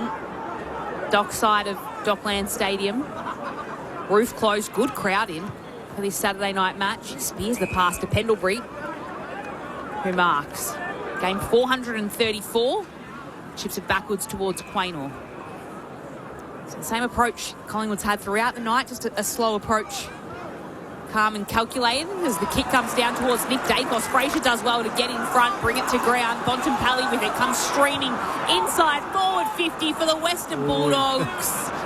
He can't nail it. It's just offline to the left-hand side. It was nearly a trademark Bontempelli's goal. Yeah, well, it's unlike Bont because he had a couple of free targets inside forward 50. Usually he would just hit those. So Rory Lobb being one of those, we let him know about it. It's hard to argue with the Bont, though. Oh, no, absolutely. You're going to give someone a licence running inside 50 on their preferred foot. He's incredibly unselfish. Frampton short to Howe, short to Pendlebury beyond the defensive arc. Long kick to the wing. Selwood. Big leap there for the Dogs. Ends up in the hands of English on the wing. Gives it off to Butterick. He floats one for the Dogs inside 50. Howe can't mark it. Frampton takes his time. Caught by West. Just got rid of it. Handball finds Pendlebury. Pendlebury fires it to side bottom. Through the midst, out of play, throw in 46 around from the attacking goal here for the Bulldogs. They lead by 25, which is a game high, 14 into the second term. He's having an interesting game, Billy Frampton. He has some moments, Billy, doesn't he? Interesting as in not very good. Interesting. It's tossed back in. Tim English takes it. He's dispossessed of the footy. Goes barging in, trying to get it. Sanders takes it off him. Hand passes it to Kennedy. He kicks around his body to try and centre the ball up. It's Crisp that emerges with the footy and kicks it right down the wing. Selwood has front position and will take it for the Doggies. Kicks backwards towards Karmas. He can set up by retreating further still towards Caulfield, who marks centre half back and wants to flare it across the outer side of the ground. Jakes runs onto the footy. Centre wing takes it and kicks to left half forward. Be marked by McNeil. He's still 60 metres out from Western Bulldogs goal. Kicking towards the Coventry end in this second term. Gets told to play on by the umpire and puts it into the left forward pocket. It goes past a few Dogs, falls out the back. Howe's there to gather. Hand pass to Pendlebury, who doesn't want to rush it through. Close to the goal line. Hand pass to Houston. He spills the footy and then he chips it further forward. Trouble here. Just soccers it. Oh. They head down and hatched it. A fumble is prior opportunity. So the umpire will ball it up deep inside forward 50. There is your man, Billy Frampton. Frampton coming off the bottom of the pack. All up. Full forward for the Dogs. McStay taps it down. Bontempelli cuts a swathe through them. Handball out towards Bailey Dale, who slaps it on. Still they scrimmage after it. Eventually side bottom to McStay, to Dacos. Playing for the high tackle. It spits out to Bailey Dale, who snaps on goal and misses the set out of bounds on the full. He should have got a high tackle there, Nick Dacos. He didn't shrug. So it will be a Collingwood ball. Back pocket. Will Parker to take it. Dogs by 25. 16 minutes played in the second term. Kick comes right out to a pack. It's McStay that picks it up. Hand passes it to Long. Hand pass goes over the top of Crisp. He can leave it for DeGoey. He can't pick it up. He has to go back and get it. He's helped out by Long, who takes it. Hand passes it to Crisp. Flicks it to Membry. Little hand pass across to Josh Dacos, who goes with more of a loopy pass towards Steele, who takes the hand pass, then kicks it and darts it forward. And the mark will be taken by Harrison. Right half forward for the Pies. With the fast break through the middle, the Doggies defenders did really well of just only allowing the mark to be taken 49 metres out from goal, almost on the boundary line. Bulldogs would get that ball into the corridor somehow. So Harvey Harrison kicks from 52 metres out. It won't make the distance. Karmas jumping up will punch it through for a minor score for the Pies. That lead of the Western Bulldogs is cut back to 24, 17 minutes played in this second term. Inside 50s, 12-4 in the Bulldogs' favour in this quarter. In a long wait for Harvey Harrison, 671 days between games. It is ACL in round 2024. Hard to get that out. Round 20 in 2024. Bulldogs on the back flank. Kennedy Runs around, Anderson on the mark. Contest kick to the wing off the head of Frampton. A Falcon headers it on. In the end, Josh Dacos gathers. Collingwood on their back flank. Back to Quaynor to Crisp. Back to Quaynor. Retreats a sweeping handball inside 50. Howe will kick it short for Lipinski in the corridor. Bulldogs 24 points is their lead. 18 minutes into the second term. Lipinski goes wide to the other back flank for Parker. Parker's then puts his kick out of bounds on the full. It was close, but Harrison couldn't keep it in play. So free kick going to Selwood, just forward of centre wing for the Western Bulldogs. He runs inboard, puts it onto his right boot. A long kick to a good spot inside forward 50 for the Doggies. But Howe's there to intercept and take the mark for the Pies. Chips out towards Maynard, who flares his kick out wide, and Schultz will mark. Left half back for the Magpies, kicks down towards McCreary in front of the benches, wants to play on quickly. He can see Long. He's between wing and half forward for the Pies, wheels around, drops the kick beautifully inside forward 50 to find Tim Membry. That's a bit of ball movement, Berkey, by the Pies. Probably, their first real unbroken chain from D50 to inside 50. Tim Membry already kicked a goal in the first quarter. Coming back from about a month off with a hamstring strain. This one will be from 50 metres out, a tougher than 45-degree angle. Coming in on his approach. He's side down by 24 points as Tim Membry lines up for goal, and it's offline from start to finish. Just a minor score for the Pies. Means Western Bulldogs are up by 23 points. 7-6-48, the Dogs playing the Pies 3-7-25. Just ticked into red time in the second term. Goalless in this second term, Collingwood. The Bulldogs with 3 majors as Caulfield exits the D50 with a good kick for Treloar. It's backward of halfway, kicks infield on the 45 to Selwood. No relation to the famous footy family, the Selwoods. 2 L's in Michael Selwood's name. He goes back to Jakes. Dogs back inside their defensive arc. Continues the switch to Butterick, who cuts infield. Takes off down the corridor, kicks into the middle of the ground. A bullet for Treloar. He thought about giving the handball to Ed Richards. Decided not to. Run down as he plays on. Schultz catches him, holding the ball. Collingwood free kick in the middle. Schultz stabs the kick out towards Crisp. A couple of bounces, but he runs onto it. Then a loopy hand pass to Lipinski, who takes it, hand passes it to Long. Hand pass to DeGoey, who snaps as he's stepping. And that's offline to the right-hand side this time. So DeGoey can't add to his goal in the first term either. It's another minor score for the Pies. Now 22 points the Western Bulldogs lead. Skillful players should have done far better than that. So the Dogs by 23. Short kick in from Caulfield to Sanders to Bailey-Dale. Kicks towards the wing. Kennedy, look out. He marks in front of Lipinski. Saturday night footy on ABC Sport. Kick from Kennedy up to a contest. Over the head of Howe, who leaps. Artie Jones, he's been electric tonight. Can't quite run it in. Paddles it out of play. Left out forward for the Dogs. 7-6-48, plays 3-8-26. 22-point lead late in the first half. Last time these two sides met was way back in round 2 last year, when Collingwood won at the MCG by 6 points. It was still Sidebottom who kicked the winning goal there.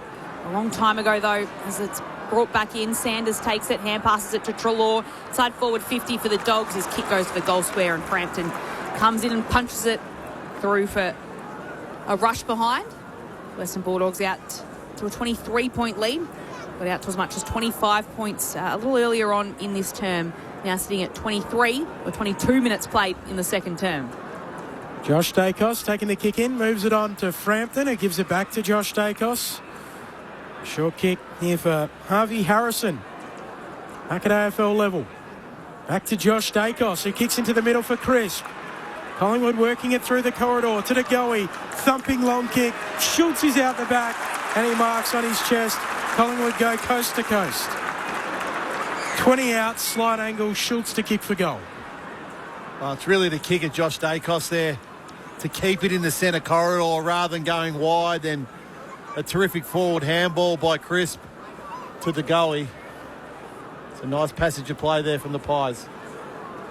Nearly gone a quarter without kicking a goal, Collingwood. 26-minute mark of the first was their last. That came from Tim Membry. Schultz trudges in, steers it through. Collingwood finally on the board in the second quarter. And it's back to 17 points, 7-7-49 the Dogs. The Pies, 4-8-32, 23 and a half into the second quarter. Adam Ramanauskas and Nathan Berg. Ramon, for all the Dogs' dominance around the play, the scoreboard hasn't gotten away from the Pies. The Dogs haven't been able to capitalise on their clearance domination. It's 23-11 in terms of clearances. They're dominating inside 50s, but the scoreboard 17 points just says the Pies are hanging in there. And we know the Western Bulldogs, they're not in outstanding form. They just scraped through last week, lost the four before that. So if I'm Craig McRae going in at half-time, if it stays like this, I'd be pretty upbeat with the boys and say, hey, we're in with a chance.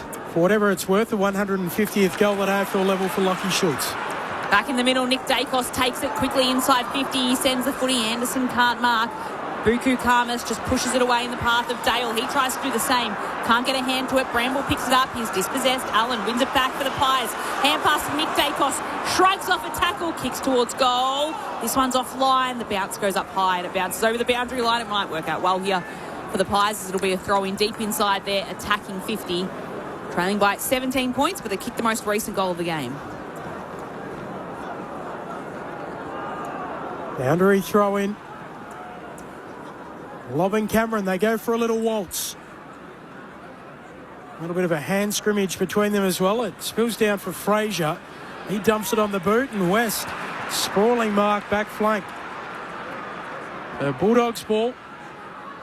17 points is their ascendancy. West thumps it up to the wing. Contest. McNeil works his man underneath it, then tries to track the ball back, does win it. Gives it off to Norton. Handball to Jones. Slick hands looking for Lewis. Lewis at half forward. Handball back out in front of Jones. Gathers infield. Quaynor corrals him. Tackles him. Takes him out. Did well IQ3. And a throw in. 45 around from the attacking goal for the Bulldogs. They are 17 points to the good. 2 minutes away from half time. 13 degrees in Melbourne tonight, but pretty warm with the roof closed. And Steen picks it up and just shoots a kick out. It was hurried and Dale is easily able to intercept that one for the Western Bulldogs. He sends a flat kick back inside forward 50. West was there, can only get a hand to it. Then Steele has a go at it. Hand passes it away. Picked up by Houston. He's taken in a tackle by Lobb, who spins him around the 360. Holds on to him. And it'll be a ball up at the top of attacking 50 for the Dogs. Still a chance late in this second quarter for either side to score as Nick Dacos rips it out, hand passes it to Allen, who has some time to pick it up. Hand pass towards Lipinski.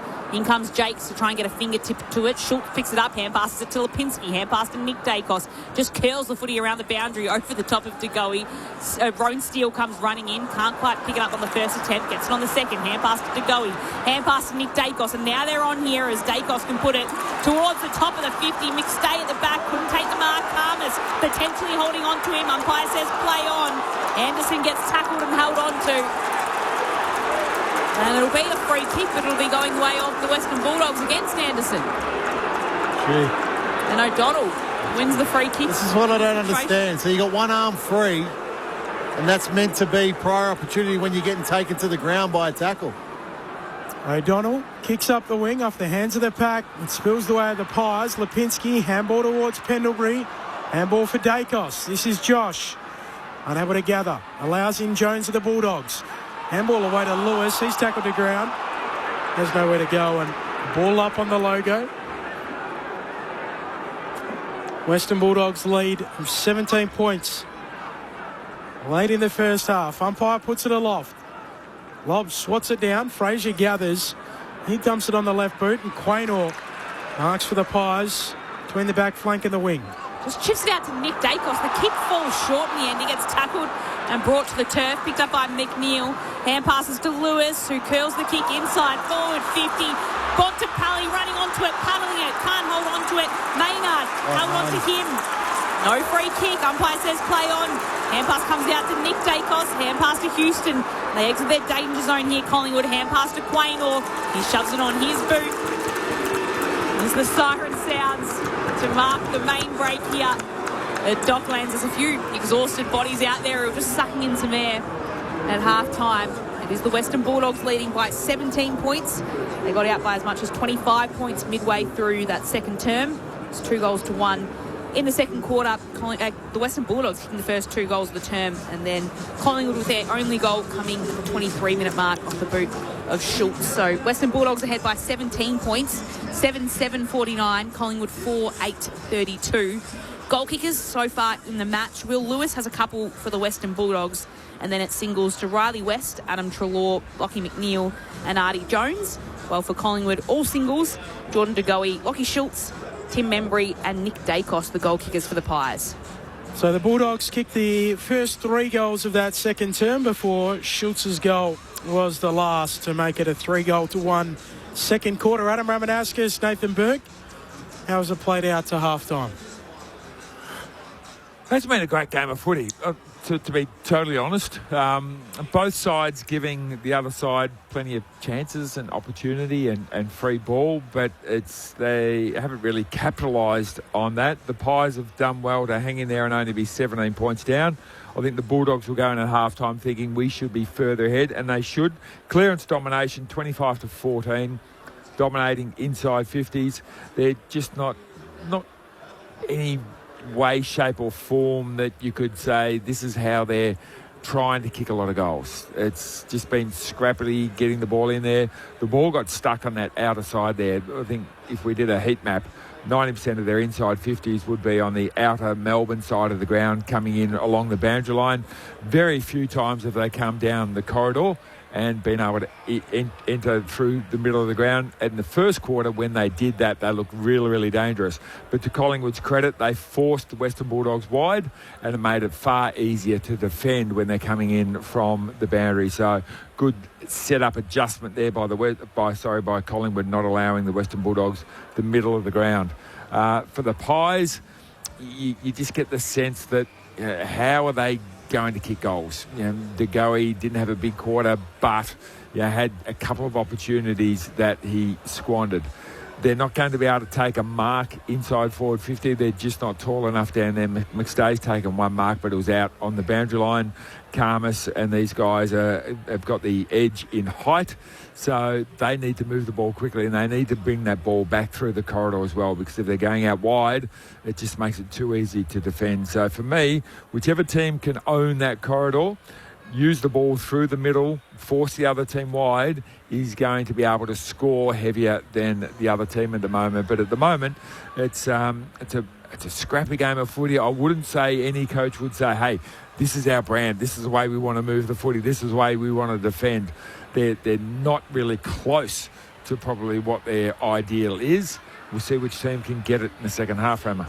Well, I think Collingwood could probably walk in to the change rooms at halftime feeling relatively lucky. You look at inside 50s for the half, 32-18. You look at clearance for the half, 25-14. Centre bounce clearance, 10-3. Plus 9 contested football, plus 5 ground ball gets. So the Bulldogs have really dominated probably possession and the way, I think, when they've gone forward, they've looked dangerous. But what I noticed late in that second quarter is Collingwood just started to use the corridor. And I just felt like the Western Bulldogs were just falling asleep going, okay, we've got a bit of ascendancy in this game. Can we drive it home? So when you do that, you do then sort of hedge your bets a little bit. You go, well, I might be able to get the ball over here rather than coming back and guarding the corridor. Now, we saw that beautiful kick from Josh Dacos to Crisp, then inside forward 50 for the goal with Schultz. So I think Luke Beveridge will be sitting there going, okay, boys, reset.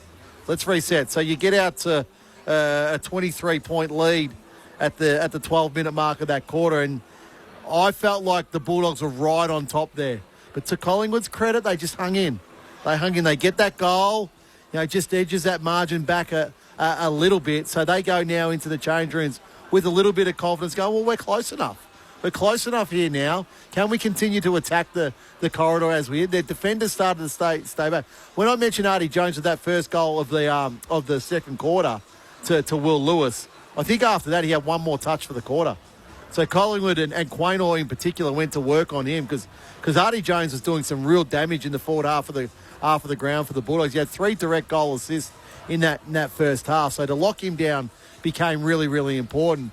Collingwood's defenders got more desperate in that second quarter, evident by Braden Maynard late in that quarter where Marcus Bontempelli looked like he was going to kick a goal. Maynard desperate on the last line of defence to clear the ball. So just a slight adjustment in the second half of that quarter, I think, is what's kept Collingwood in the game. But the Bulldogs walk in there with, a 17-point margin. I think they'll be happy with their work, but I think they need full value for money now in the second half for an inside 50 and a clearance dominance. A few texts rolling in. Rama, this will make sense in a moment. How old are you now? 45. 45. There was a text, no name, but it said, is it true that Rama is the youngest living Essendon Premiership player? I am. That is true, and unlikely to change anytime soon. So you're just rubbing it in, Ben? And the second youngest is the interim coach tomorrow, Dean Solomon. Solly's the second youngest. Yep. There you go. A few other texts coming through. We haven't had a hamstring injury tonight, have we? Don't think so. This text, apropos of nothing, I don't think, but we appreciate it. From Phil and Taz, great call. RE hamstring injuries. I played a lot of footy. Did a hamstring a few times. Advice from a trainer, find a beach with waist-deep water, do 10 repeats at 50 metres, each in pre-season, backwards. That's the secret. That's from Phil. So my secret, never did a hammy. Never did a hammy? No, never did a hammy. Don't, when you bend over, bend your knees. Yep. So you're not stretching. Yep. And don't become too flexible. All the flexible blokes used to do them all the time. They had no strength. I couldn't touch my toes. Minus 10 on the sit and reach is my personal best. But don't be too flexible. And you know what? He did fumble ground balls there. The minus 10. Incredible. It's because he bent his knees. Bent your knees. A few texts coming through.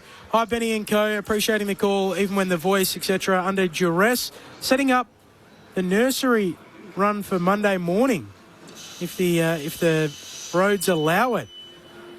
More importantly, can Fremantle continue their maturity and composure into the finals? And what would Australia do without the grandstand teams? Many thanks. That's from Rick in Margaret River, where it's raining. Incredibly impressive today, the Dockers. Yeah. So that was, I think, a maturity game for them where you go up there and the back-to-back premiers are waiting for you after they've copped the flogging last week against the Giants, and then you do a number on them. So terrific. They're going well, the Dockers. Where in your pecking order? Oh, they're 1 or 2 comfortably at the moment. But they've got what they need. They've got really big, strong defenders. They've got some really good forwards, and they've got some really good midfielders. So they're not lacking anything that you think. You can't sort of say, their key backs aren't that good, or, their key forwards aren't that good. They rely on too many. They're sharing the load. That's what you need to be if you're a good team. And what you got to do is you got to cash in when the window's right. And what I mean by that is they're not paying Murphy Reid much at the moment because he's still on his rookie contract. So while he's playing well above that pay grade, and you've got Jackson flying, and you are going to be paying big money to people for a little while, now might be the time for the Fremantle Dockers. We can pause and take the latest from the ABC newsroom with the Dogs leading by 17 points at halftime.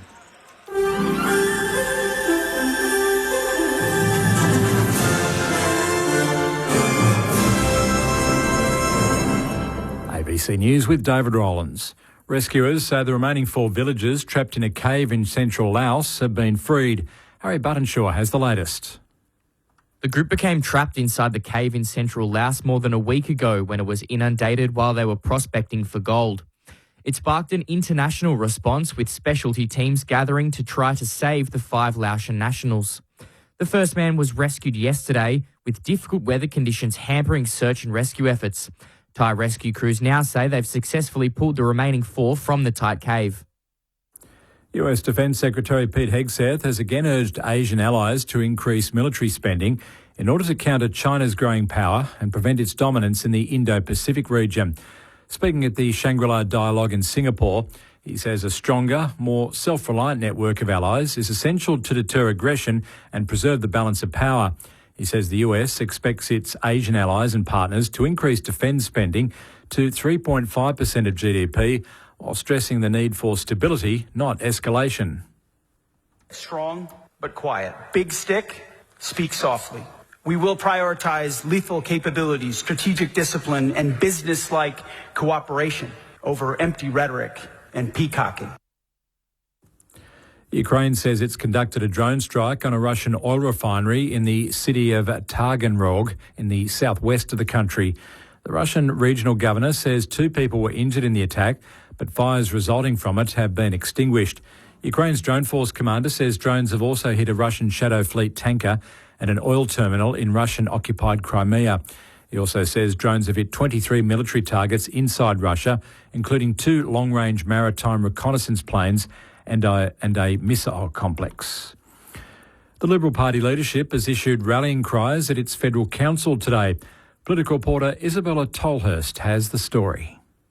Just a few months into their new jobs, Liberal leaders Angus Taylor and Jane Hume say they want to win the war against the Labor government. The Liberal Party is seeking to regroup and rebuild during this week's Liberal Federal Council in Melbourne. Mr Taylor says the party has been galvanised by Labor's controversial new budget, which he says kills aspiration and the essence of being Australian. We will never have a better opportunity than this to rally people to our cause. He reiterated the Liberals' policy plan, taking aim at Labor's tax changes, and spoke of reducing migration and cutting net zero.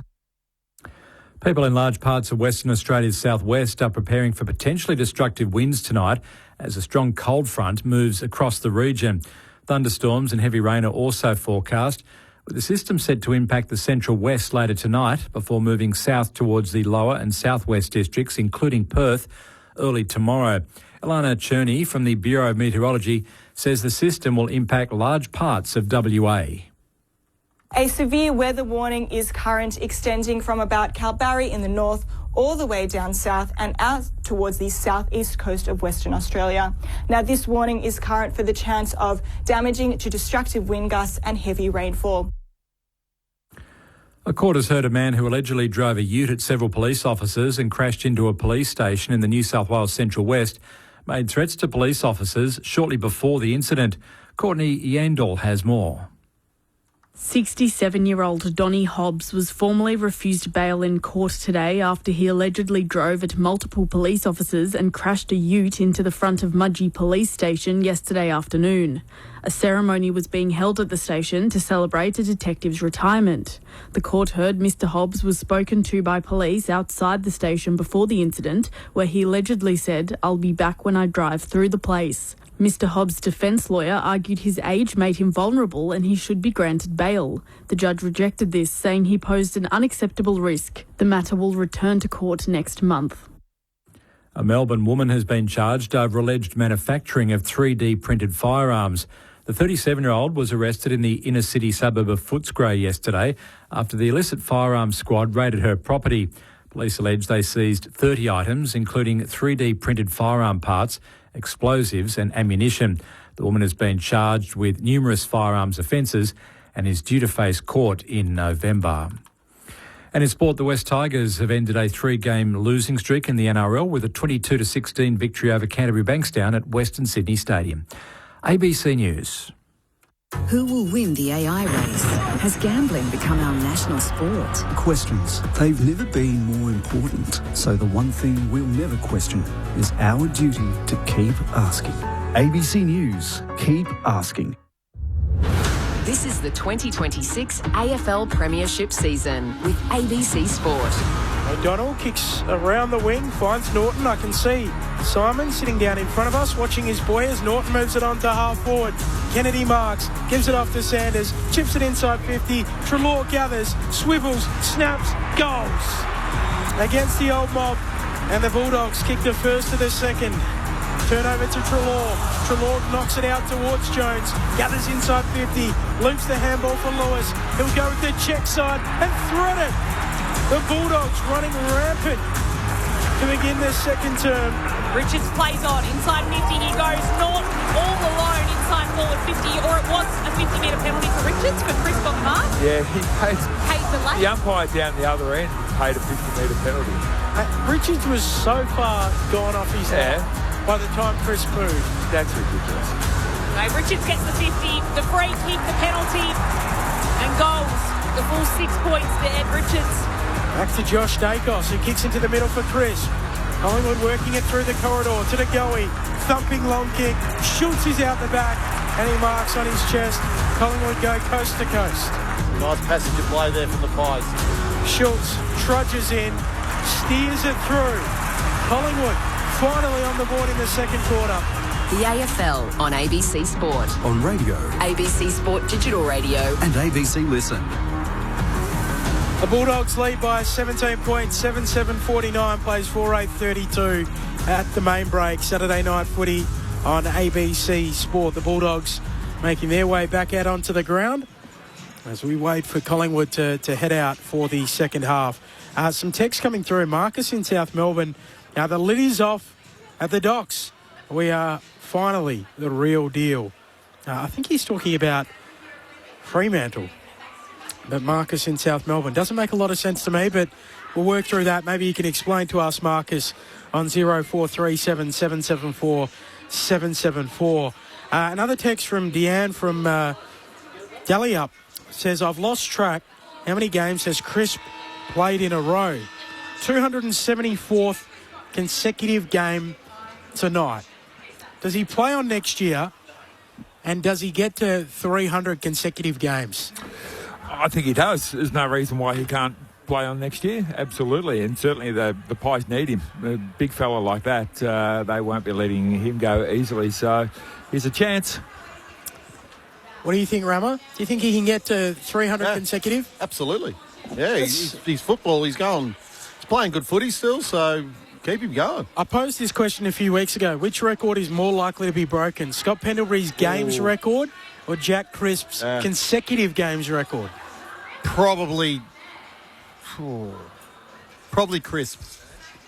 What was the middle one? Pendlebury or Jack Crisp's consecutive games? 274 consecutive tonight. I'd say Pendlebury. Yeah. Who are we saying?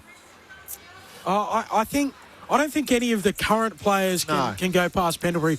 Bontempelli's the most likely, so Bont's 30 at the moment. This is game 270 here tonight. So at a minimum, to break Pendlebury's record, you're going to have to play 30-plus finals. So that's virtually a season and a half of football in final series. Bont would need to play like another 8 seasons and not miss many. Yeah. I'd say there have been, 5 players play over 400? Mm-hmm. Yeah. Only one who's done what Chris has done, apart from Jimmy Steins a long time Adam ago. Uze played 200-plus. Yeah, I think Yeah. And also, you're going to start... Cal Wilkie's, he's there at the moment. He's sort of the one that... But he's about 100 games behind. 5 seasons behind. Josh Dacos is on a 100-plus streak at the moment as well. So, what was your best streak, Berkey? 90-something and then broke my thumb. I was 76, I think, then I got crook. Pretty good effort. Yeah, I was going fine. Yeah. I thought you were going to say, what was your best streak, Benny? I thought you were going to stir me up again. So these days you got 5 on the bench. Yeah. It's easier. Your best streak's probably 2 pars in a row, then triple bogey. You know me too well. Triple bogey. Marcus in South Melbourne says, Wharfie time, Ben. The Dockers, down at the docks. You are such a landlover, young Ben. Fran, one of our most loyal listeners, says thanks for the call and the special comments. Elliot injured, why not Bobby Hill? Or isn't he ready yet? Or where is he at? Hope you're feeling better.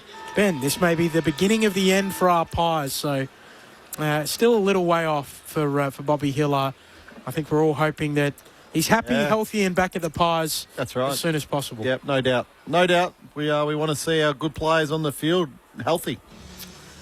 Both teams in position. The Bulldogs lead by 17. Do you have a leaning? Are you taking the Dogs with their 17-point head start that they hold, or can Collingwood turn it around? I think it'll take to the last 15 minutes for the Bulldogs to break the Pies. The Pies will hang in until then. Okay. So both teams in position and ready to rumble for this second half. The fans just making their way back to their seats. Or back to their seats. will be Tim English starting in the ruck for this second half. 7-7-49 the Western Bulldogs. Collingwood 4-8-32. Earlier on today, a 114-point win for Sydney. While for Fremantle, it was a statement victory, going up to Brisbane and winning by 25 points. As I said, the Bulldogs by 17 in the second half underway. English gets a tap out, taken by Richards. He's taken by Pendlebury, held on to. We'll have another ball up in the centre square. Jack Crisp, the man we were talking about, he's picking up Bontempelli at the stoppages because he's probably about the only bloke who can match him for size. All tossed up. Nick Dacos takes it, tries to hand pass it across to Pendlebury, but in the end, Sanders steals it inside 50. He sends the Dogs. The ball spills at the back of a pack, and Howie's there to easily clean up and chip it to Quaynor, who marks, then runs out of defensive 50 and kicks right down the Sydney wing, down to centre wing. Butterick standing there by himself, can take it for the Dogs. Dodges around Pendlebury, hand pass to Dale, hand pass to English. He fires off a hand pass towards Treloar, the former Pie, who darts the kick inside 50. Artie Jones on the lead, holds on to the mark. I'm not sure who Quaynor was kicking that ball to. Pendlebury. Coming out. It was Pendlebury, but it wasn't. It was over his head. So even Pendlebury thought it was going to somebody else. So he turned to get a handball receive. That was a nice little kick by Treloar going inside forward 50. Keep Braden Maynard honest. If he's playing on Artie Jones now, hit up Artie Jones as much as you can. So Jones will skip in now. And instead of taking a shot for goal, he wants to square things up, put it in front of him. And Tim English chimes in and takes the mark. And he'll have a set shot now from 25 metres out, directly in front. But that's the midfield run that I was speaking about before the game with Tim English. He just floats down. Darcy Cameron there was in the goal square. Tim English decided not to go, then just floats in. It's sort of, you see a big ruckman, you don't think they're that smart. But he is that smart, Tim English, the way he plays the game. It's uncommon. Yeah, correct. Tim English eases the ball towards goal. And they love having him back in the side. And a lot of his teammates, almost all of them, running to the forward 50 to give him a pat on the head if they can reach him. Tim English with a goal as he comes back and strengthens this Western Bulldogs side, still with so many players on the sidelines injured. But it is the Doggies pushing out to a 23-point lead very early on in this third term. 8-7-55 the Dogs, the Pies 4-8-32.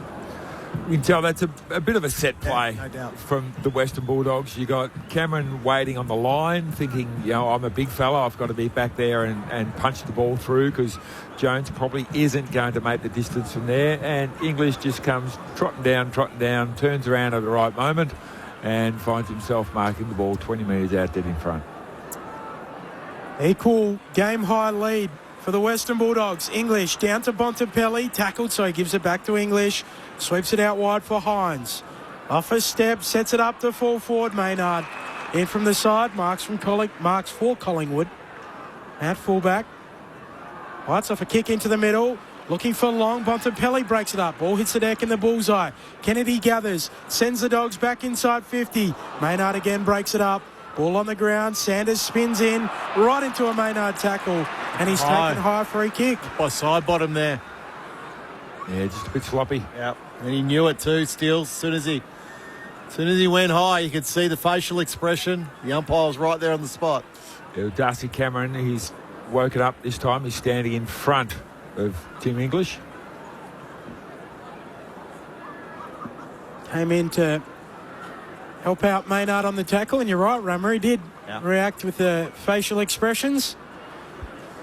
It was a little sloppy Steele side bottom. This will be a pass as well because I don't think he's got the distance from here.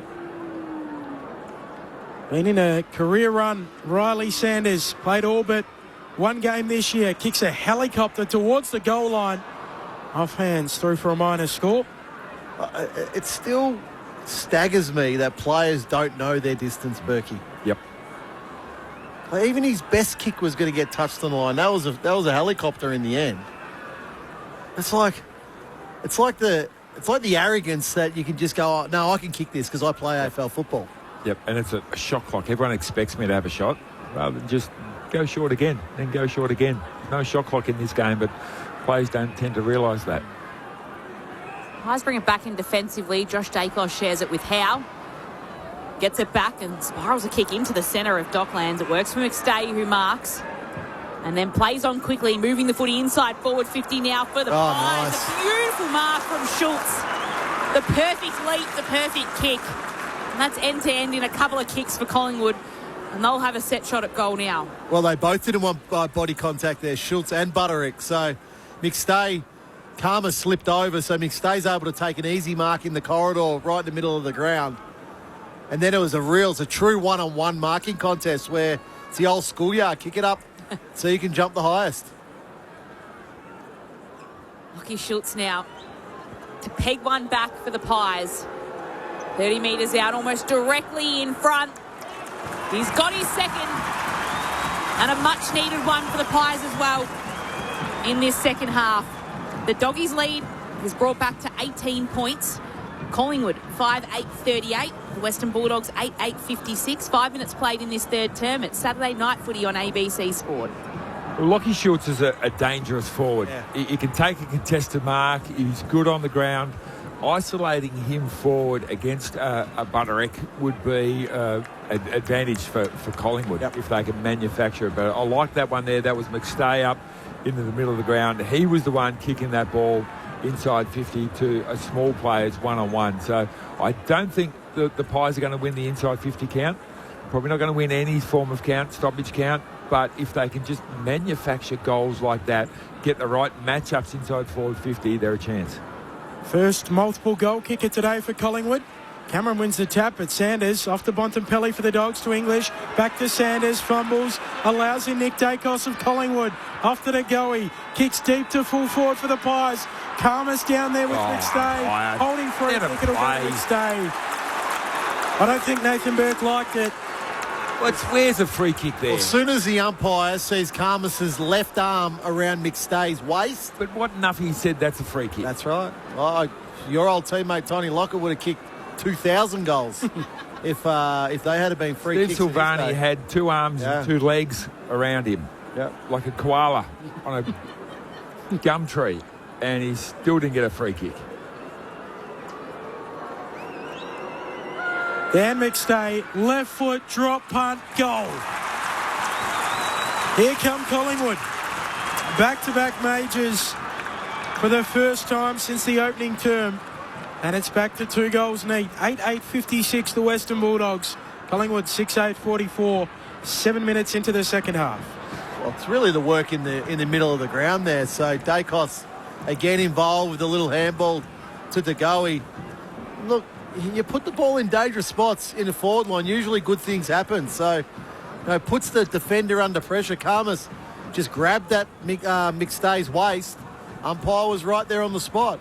So 2 good moments there for McStay. First one, up the ground, Karmas slips. McStay takes the mark inside forward 50. Now the second one results in a goal for him. Have you heard from or spoken to Plugger lately? Berkey, what's he doing with himself? No, he's just happy to be up on the farm up there at Barrel in New South Wales. He's riding his motorbikes around, and he's actually riding his push bike around a lot as well. Yeah. So you wouldn't recognise him now. He's about half the size.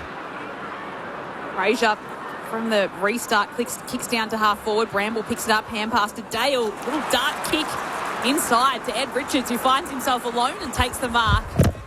And this will be a set shot at goal for the Western Bulldogs.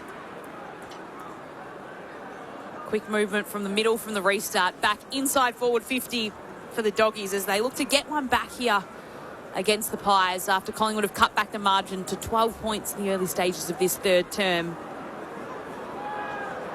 Ed Richards, 40 metres out, just eases this one towards the stick, slams it into the right goal post. The third poster at the Lockett end of Docklands tonight. Margin for the Western Bulldogs out to 13 points. Jeremy Howard to take the kick in. Ends up going with a long kick to his fellow veteran. Steals side bottom. Kicks infield on the 45 for Houston. Stabs it short for Long. Pass just backward of the centre line. Dock side of the ground. Croft. And a 50-metre penalty. He just wasn't thinking there. Yep, just ran straight ahead instead of doing a bit of a left-hand turn. Totally unaware, wasn't he? It was Long. Sends it to full forward for the Pies off the hands of the pack. Bailey Dale coming through. Handball away to Bontempelli. Back pocket. Exiting kick for the Dogs. Frampton and Lobb. Wrestling. No mark taken. Josh Dacos roves. Gives it off to side bottom. Looks inside 50. Cameron, the big ruckman, coming at him. Doesn't take the mark. Handball away to Long. Inside the forward pocket now the Pies. Selwood goes in. Handball back into dispute. Butterick for the Dogs. Gives it off to Caulfield and a hurried clearing kick. And it's Josh Dacos, though, who sits under it and intercepts for the Pies. Half forward for Collingwood. Yeah. A little pause in play. He's talking to Josh Dacos. Caulfield was down, but surely we didn't... Oh, blood rule. Dan McStay. Oh. Stays coming off. He's got blood streaming out of his left eye. So he slowly jogs off to the boundary line. Down to Poppy Penny on the boundary, who's watching. Yeah, that's pretty. I kind of wish I wasn't watching, actually. It looks like his eyelid is cut. So that's going to be a nasty one to patch up. So we looked at the doctors there on the bench as the umpire now says Josh Dacos can restart play at half forward for the Pies. Spiralling kick inside forward 50. Karmas has gone down. McStay's gone down. Membry's taken the mark. It's Cameron, in fact, that went down with Karmas. And Darcy Cameron wins the free kick for the Pies. Both of those two tangling at the top of the goal square. Well, he's had an ordinary 5 minutes, Buku Karmas. So it all started with the Dan McStay mark in the middle of the ground where he slipped. That cost the goal. Then he gives away a free kick to McStay. That cost the goal. Now he's given away a free kick to Darcy Cameron. It's likely to cost the goal. Darcy Cameron now, a long lead in for a kick, though, that'll come from about 18 metres out.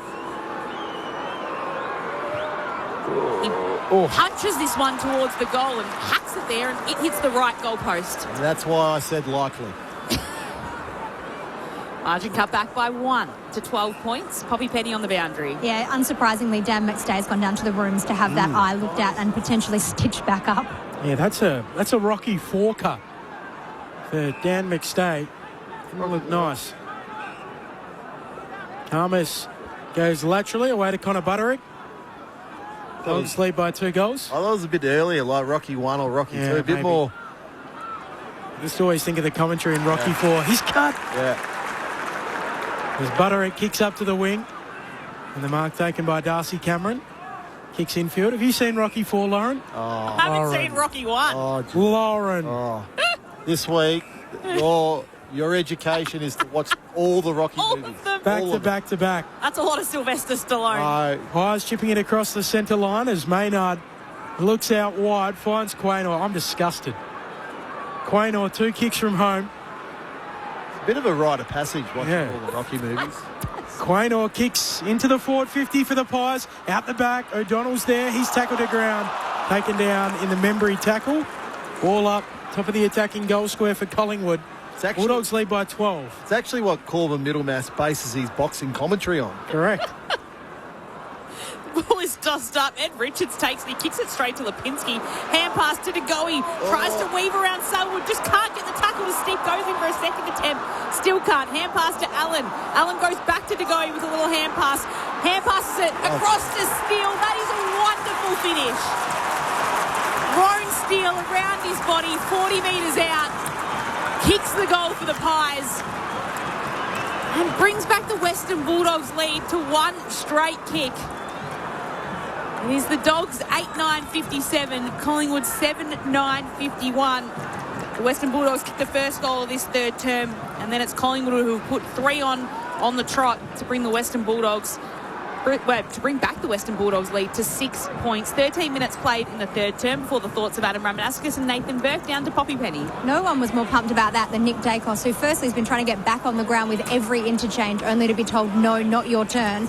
He turned around to Coach Craig McRae and they had this little high-five celebratory moment as that goal was kicked. It was very jubilant on the bench. He does celebrate his teammates hard, Nick Dacos. Yeah, he does, yeah. Pumped. So the last 3 goals in the game, 4 of the last 5, and it's back to just 1 goal. Bontempelli trying to change it out of the middle. Handball to Bramble, kicks inside 50. Kick misses West, and the ball skips out of play, throwing left forward pocket here for the Dogs. Did you think the matchups they've put to Riley West tonight? Initially it was Braden Maynard, now it's Jeremy Howe. They've gone with the bigger defender Riley West very good in the air. So they want to make sure that he can't mark the ball. Now, obviously, ground level's a strength of his as well. Forward 50 stoppage here for the Dogs. Cameron down to Nick Dacos, stripped of it. Ends up with Pendlebury, who gets rid of it to Allen. Kicks low down around the wing. And the Dogs arrive through Jakes. Off to Kennedy. Snaps back inside 50. An ugly bounce for the Pies. Cameron gathers it, just gets rid of it. Nick Dacos, slick hands. Away to Maynard, rushes a kick. Now Kennedy for the Dogs. Handball taken by Steele side bottom. Off to Pendlebury again. Handball to Allen. Handball to Nick Dacos. Loops the handball, trying to get it back to Allen, and Bramble takes it. So the Bulldogs back with it. Bramble just hacks a kick forward towards Kennedy, who gets the mark. He's falling down. He takes it at ankle height as he's falling. But it is a mark. Chips it out towards Sanders, about 15 metres laterally from him, closer to the boundary line. He wants to square it up. It's a good kick. He saw Bontempelli leading, and everyone around him in black and white was flat-footed. Marcus Bontempelli marks. He's 35 metres out to put through a goal, just to steady things for the Western Bulldogs. That's a good kick. It was in amongst three Magpie defenders there, but just gave it enough air, Riley Sanders, where Bontempelli could jump at the ball. But every game this season, Marcus Bontempelli, despite looking like he's been playing on one leg at times, puts this kick on his left boot. It starts right, swings back, and he's pumped about it as well. Puts two fists up in the air to celebrate, and then he celebrates with his teammates as well. Means the Western Bulldogs push back out to a 2-goal buffer. 9-9-63 the Doggies, the Pies 7-9-51. 16 and a half minutes played in the third term.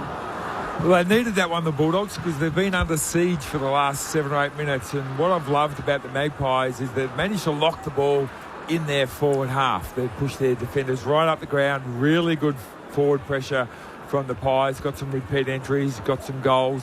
But in the end, it was just a little bit of class from Sanders and a little bit of class from Bontempelli. They're two major ball winners. 20 and 19 possessions between those two. So keeping them in it at the moment, or keeping them in front, certainly.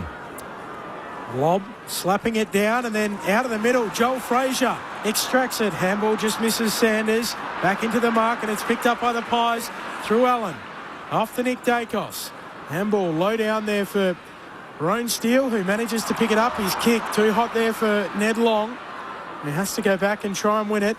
Ball on the deck. Allen does gather for the Pies. Handball along the ground, and Selwood sorts it out for the Dogs. Back flank onto Kennedy, who shorts his kick. And it's a good one for Cooper Hines. On the wing here for the Dogs. They lead by 12 points, 17 minutes into the third. Hines dubs the kick forward towards Treloar. Former Pie who came across to the Doggies in 2021. Long kick down to half forward. A pack forms. Norton and Cameron punch it away. Goes over the boundary line for a throw-in. Half forward for the Doggies. Head by 12 points. They got out by a game-high 25 points midway through that second term. Aaron Norton still, he kicked the first point of the game. Yeah, he hasn't had much. another shot since. All tossed in through the hands of Lobb. Cameron takes it, hand passes it away. It's picked up by Frazier of the Dogs. Hand passes to Selwood, just thumps this on his kick. It's a long ball. It'll end up inside forward 50 for the Western Bulldogs. It'll work for McNeil, who takes it. He kicks and he goes. A good finish to put through another for the Western Bulldogs. And it's his second as well. And Lockie McNeil's goal means the Western Bulldogs can move out to a handy buffer again of 18 points during this third term. About 18 minutes played, and the Dogs have gone up 10-9-69, Collingwood 7-9-51.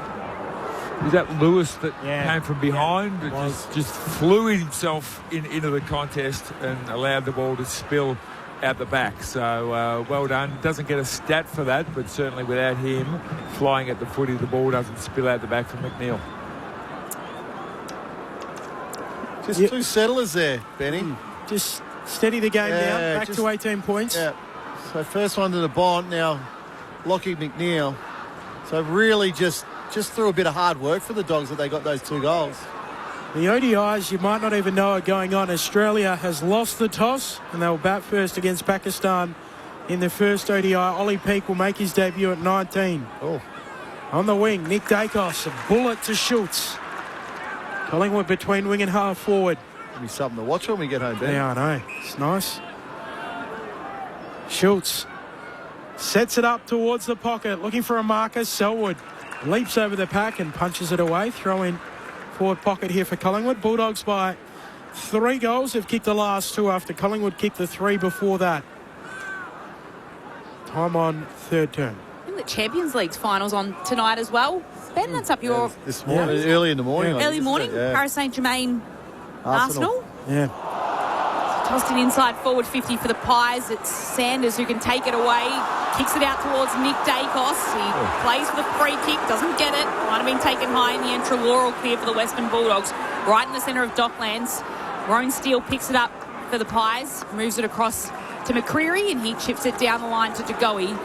Marks 52 metres out from goal for Collingwood. 3 goals in a row before the Western Bulldogs have scored the last 2. Margin back out to 18 points the Dogs' way. Kick comes inside forward 50. English can't take the mark. Lob's there. He holds on to it. He's taken to the turf. The umpire says mine. And he'll ball it up 30 metres out from goal. Just on that Champions League final, the call is on ABC Sport. Build-up starts from 11 p.m. tonight, so immediately following us is Long. Gathers it out of the ruck, snaps on goal and misses right. So match starts at 1:30 a.m. So Paris Saint-Germain and Arsenal going at it. Arsenal trying to complete the double, and it's the first time in 55 years that 2 teams from a capital have met in the Champions League final, believe it or not. Okay. Western Bulldogs working it down the dockside wing. It's Caulfield sharing it with Richards. 50. Goes back to Caulfield. Yeah, we are working it. Sure, that was 50. poor, that one, Berkey. I don't think anyone on the field really knew. Jordan Croft takes it, though, and kicks it down to English, who will be paid the mark or might have got a shove in the back as well. Got no idea. But Western Bulldogs will have have a set shot at goal after a little bit of a weird moment of play. And this is what Tim English gives you as well. He is a goal-scoring ruckman who you need to watch. As we said, Norton's not getting his hands on the footy. This will be his second mark inside 50 this quarter and potentially his second goal. Kicks 93 goals in his career so far, Tim English, from 45 metres out. It's a good-looking kick. And Tim English has got his second. And the Western Bulldogs have quickly pushed back out to a 23-point lead against Collingwood at Docklands here tonight. The Pies are 7-10-52. The Dogs with that lead 11-9-75. About 22 minutes played in the third term. I'm just looking at what the 50 was for here. No one stood the mark.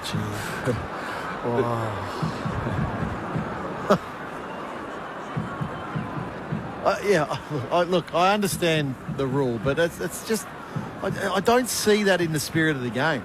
You want to stand the mark, stand the mark. But he just got, I think it was that Harvey Harrison, that gave away the 50-metre penalty. He just got up and ran away. So that one, it just frustrates me, that one. 2 first names can do that to you, Rama. Out of the middle, English to Sanders. He'll kick up to half forward. Kennedy gets there on the bounce. Nice trap in the end. Back feeds the handball to Hines. He just stops and kicks off a step inside 50. Frampton spoils it down. Fraser roves, sweeping handball. Gets it to Jones, runs into Parker. Came the other way, Will Parker.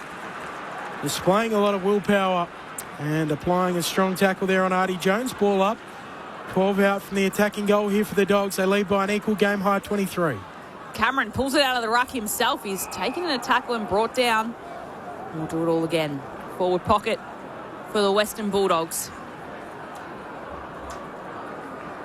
Lob, then Cameron in the ruck. Lob disposes of Cameron. Umpire calls play on. Crisp gets a hand pass out to side bottom. Hand pass to Nick Dacos. He moves it on board towards Parker. Hand passes it back to Steele, and he exits defensive 50 for the Pies, and they can steady his Membry marks. Stay's been off with a blood rule. Poppy Penny's been watching on from the boundary. Down to you, Poppy. Yeah, he's back up on the bench now talking to Craig McRae. They have done an amazing job because he doesn't even have strapping around the head, but he's got a fair bit of cream on that to try and stop any blood if it does happen. I'm unsure if it's stitches or glue, but the eyelid does look like it's been reattached. More blood coming out of McStay's eye.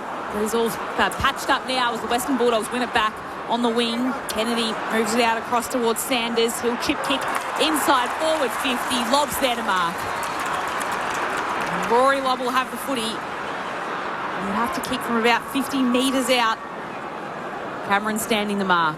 Yeah, both Bulldogs big men have really done a number on Cameron. We know he's a bit beat up. He's pretty much working one out. This will be the third shot of goal from the Western Bulldogs ruckman this quarter alone. In comes Rory Lobb. He kicked the most recent 3 goals of the game. The Western Bulldogs. Lobb's kick. He's off to the left-hand side. Back out to 24 points, that Western Bulldogs lead. 25 minutes played in the third. Josh Dacos, the kick-in duties. Exits long and very wide for Quaynor. New game high lead for the Bulldogs as well. 24 points. Quaynor to Houston to Pendlebury. Pokes the kick over the top. Back to Quaynor. Saturday night footy on ABC Sport. Collingwood into a slow play on the city wing. Quaynor waits the kick around the wing, trying to get it to Cameron. Lobb does well. Hand on it. Knocks it out of play for a throw and gets the applause of the Bulldogs faithful. Mark from Upway. Hi all, great call. The stand rule is a blight on the game. Surely there are other ways of controlling the man on the mark. I agree with you, Mark. Frustrated football follower, says Mark. English brings it down to the front. Kennedy going after it. Pendlebury beats him to it. Emerges with the footy. Kicks Collingwood inside 50. O'Donnell there with Membry and halves the contest out of play. Throw in coming left half forward here for the Pies. The Bulldogs 24 points to the good. Closing in on 3/4 time. Good crowd here at Docklands tonight. They're sitting in the back row of the top tier. An away match for Collingwood here under the roof. This ball is tossed back in at half forward for the Pies. Pendlebury comes in, just a little dinky kick forward towards Sidebottom. He gets taken in a tackle and dispossessed. Pendlebury dives on top to stop the ball from going any further with Bontempelli in the middle of them. And will be tossed up at the top of attacking 50 for the Pies. Cameron just tries to swat it away. Does well to get it to Steele, who puts the kick to the left forward pocket. Karmas is there, sits under it, and the dog takes the intercepting mark. Buku just moves it on short to Bramble. Marky Bramble, the former Hawk, now dog. Sends a long kick in the Lob direction. Pack forms. English goes up two. Down in front, Kennedy kicks it into the boot of Quaynor. Ricochets out of bounds on the full. I wouldn't say it's the strongest Australian 11 ever for an ODI, as the kick from Kennedy on the left is up to a contest, and fighting after it is Quaynor close to the boundary line. Richards there, a nest of Magpies as well, and out of play there from Steele Sidebottom, maybe off a boot. So a Bulldogs free kick on the wing. They lead by 24 points. We're under 2 minutes away from 3/4 time. Not the best game I've ever seen Steele Sidebottom play. Kennedy pumps the ball forward. McNeil has a go at it. He can't bring it down for the Western Bulldogs. Parker tries to clear for the Pies. Quaynor can take it. A looping hand pass across to Steele.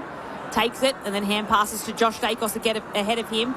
He goes for a hand pass right down towards Harrison. Can't quite pick it up. Dale can come in. Goes in for the footy. He can't pick it up. The hand pass goes over the top of Houston. He's got it and he can just kick it across towards Crisp. Will mark. He won't. He can't hold on to the mark in the centre of the field. As running in was Jordan Croft to stop him from holding on to the grab. It is the Pies that emerge with the footy though, as Pendlebury takes it. Chips it forward and Anderson can mark.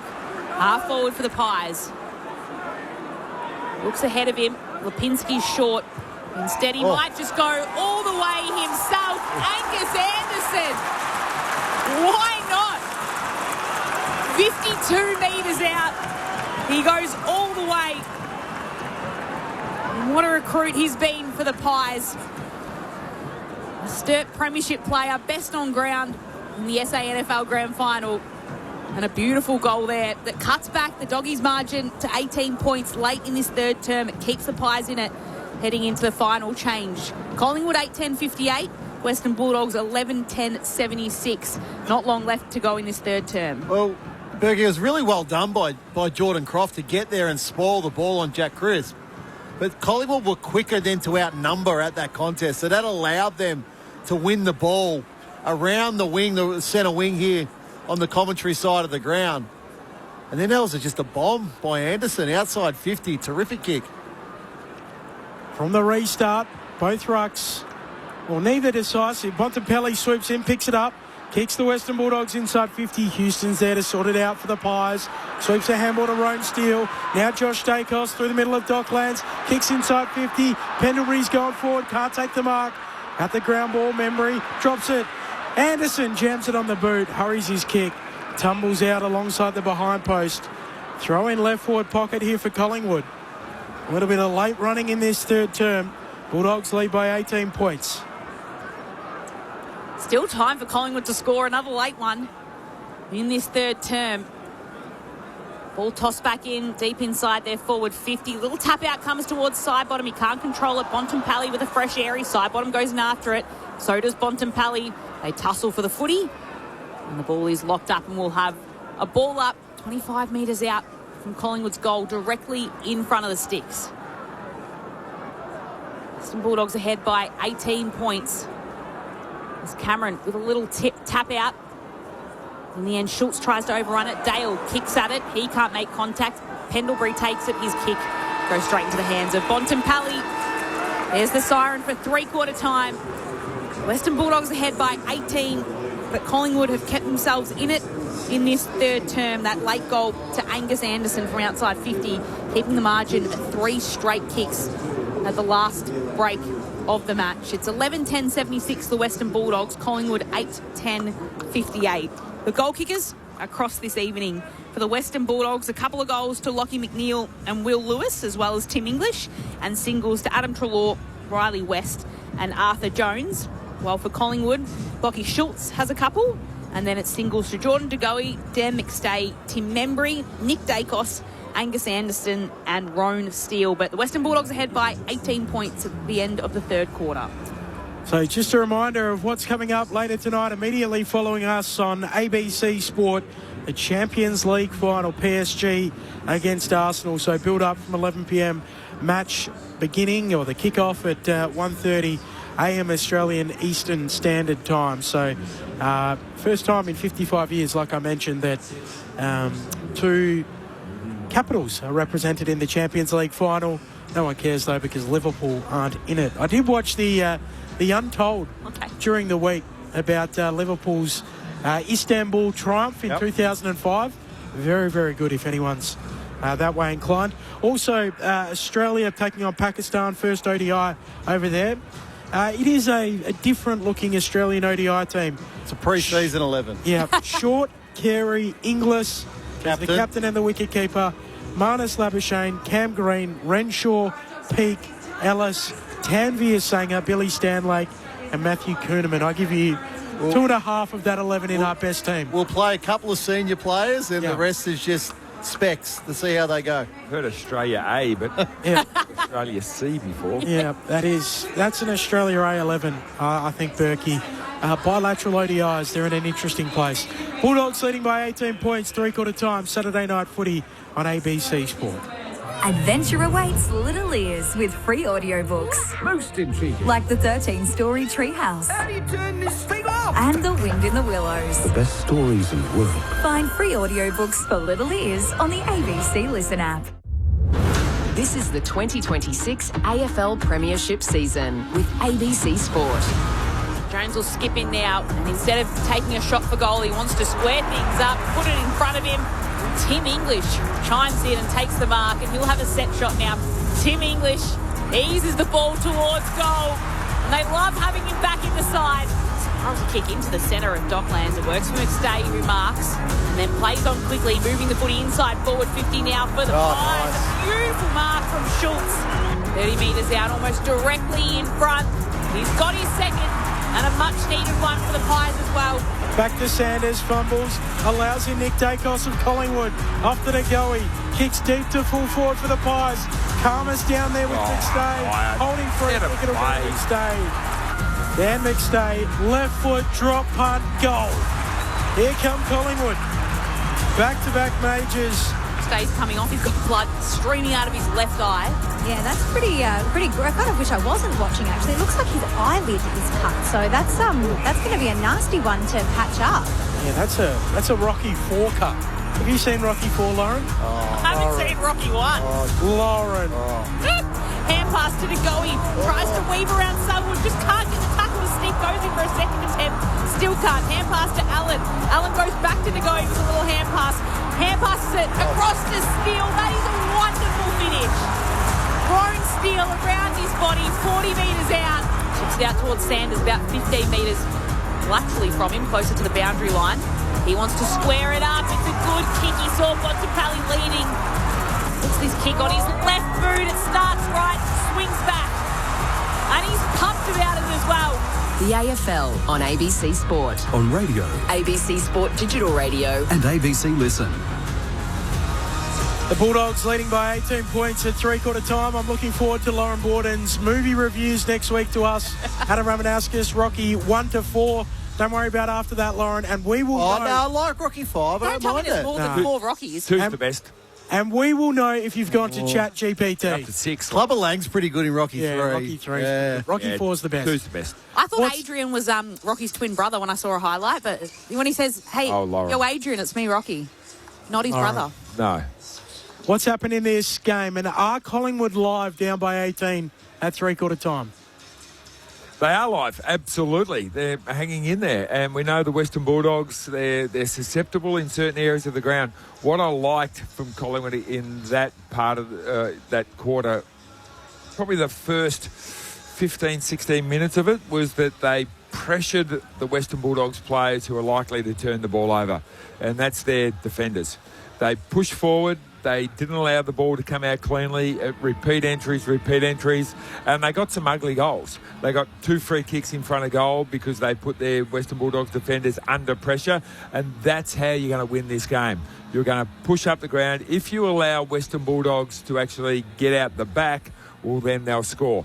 But the only way you're going to score is push up the ground. So it's all risk and reward here for the Magpies. Are they going to try and save this game and hopefully get across, or are they going to take this game on? And the way that they take this game on is by being defensively bold and putting those Western Bulldogs defenders under pressure. 4 goals apiece that quarter, so the Bulldogs win the quarter by a point. But Collingwood win contested possession and ground ball gets. So that's a good sign. You know, the real combative stuff within this game, they've been able to wrestle that back. The real problem for the Pies is centre bounce clearances. 6-2 again that quarter in favour of the Dogs. So if they can at least even that out in this last quarter, what do they got to kick? They got to at least kick probably, or 4 at a minimum, 5. Probably 5 wins it for them, but then you've got to keep the Dogs to 1 this quarter. So they can't play pretty football and win this game. This has to be a ugly contested footy game. That's how you beat the Dogs. Bulldogs by 18. Final quarter underway. Both rucks with hands on it. Ball goes down in the bullseye again. Ed Allen flicks out a handball, gets it moving forward for Collingwood. Goey bursts onto it. Off to McCreary for the perfect start from 50. A goal! Collingwood won't go quietly into the night. Back to 12 points. 11-10-76 plays 9-10-64. How quick was it in the second term? 18 seconds it took for the McCreary goal.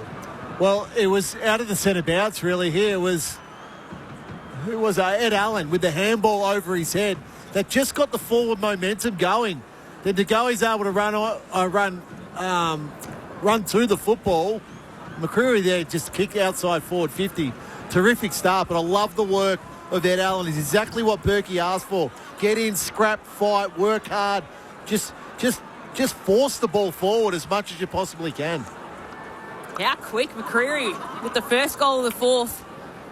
And there are a couple of goals behind the Doggies. Early stages, very early stages of this fourth term. Richards, though, with a clearance for the Western Bulldogs. Puts the Doggies inside forward, 50. Lobb couldn't take the mark, spills down to Kennedy. It's cleared away, though, by Houston, who can put it out towards the dockside wing. One bounce as Pendlebury takes it. He shrugs off Jakes, the young player. Pendlebury with a long hand pass towards DeGoey. Can't mark it, can't take it cleanly with his hands, so soccers it forward towards McStay. He can't pick it up cleanly either. Nick Dacos slides in, picks it up, hand passes it back towards Pendlebury. 52 metres out from Collingwood's goal. Shoves it on his boot to the top of the goal square, punch through. Minor score, but the Pies are coming. 11 points will the Western Bulldogs lead. Just a minute and 50 seconds has been played in this final term. Is now a good time to point out that the Western Bulldogs have won one final term since the second round. They have not very slow games well. finishes. As Richards snaps the ball towards the wing, Bramble runs away with it. Kicks up to a contest, and Howe makes it his. Pies coming back the other way, off to Houston. They go laterally first to Josh Dacos. To Ed Allen, who kicks up towards Nick. Has to contest in the air, can't mark. Out the back, McCreary. Handball back towards Nick. Half forward here for the Pies. Floats the handball to Pendlebury. He flicks it back to Nick. Cuts infield. Kicks centrally, and nobody's there on Houston. Too far out to score. So he shorts it laterally away to Maynard. Still inside the centre square. Gives it off to Howe. From 60. Goes along. It'll fall short, and English is back there. Defensively marks for the Dogs. Last line. They lead by 11 points, 3 minutes into the fourth. Well, it's one of those scenarios for the Bulldogs, Benny. You mentioned those last quarters. It's win the game, don't save the game. We talk about that often in last quarters with teams. They just go into their shells too much. Hines hand passes to Norton along the wing, gets tackled, still gets a hand pass away towards Richards in the centre of Docklands, shares it in a 1-2 with Treloar, and then dabs the kick to Kennedy. He marks as the Bulldogs switch it towards the city side of Docklands. And West marks, left half forward for the Western Bulldogs, puts the kick inside forward, 50 into the pocket, strong mark from Lobb, who had Howe close next to him. But Lobb clunks the mark and will have a set shot. Difficult angle, but one to steady the Western Bulldogs in this final term. So Rory Lobb sets up for the snap. A few metres inside the boundary line. 40 metres out from goal. The side leading by 11 points.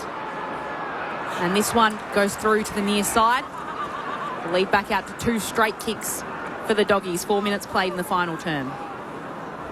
Josh Dacos, as he has done all night, brings it back in. Short to the pocket for Maynard. On his best kick up to the wing. McStay going after it, takes the mark. Wants to play on 2. Loops it to Angry Anderson.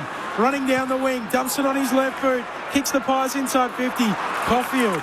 Sticky fingers. Juggles the mark as he tumbles to ground. I really hope that's his nickname, Angry. It is.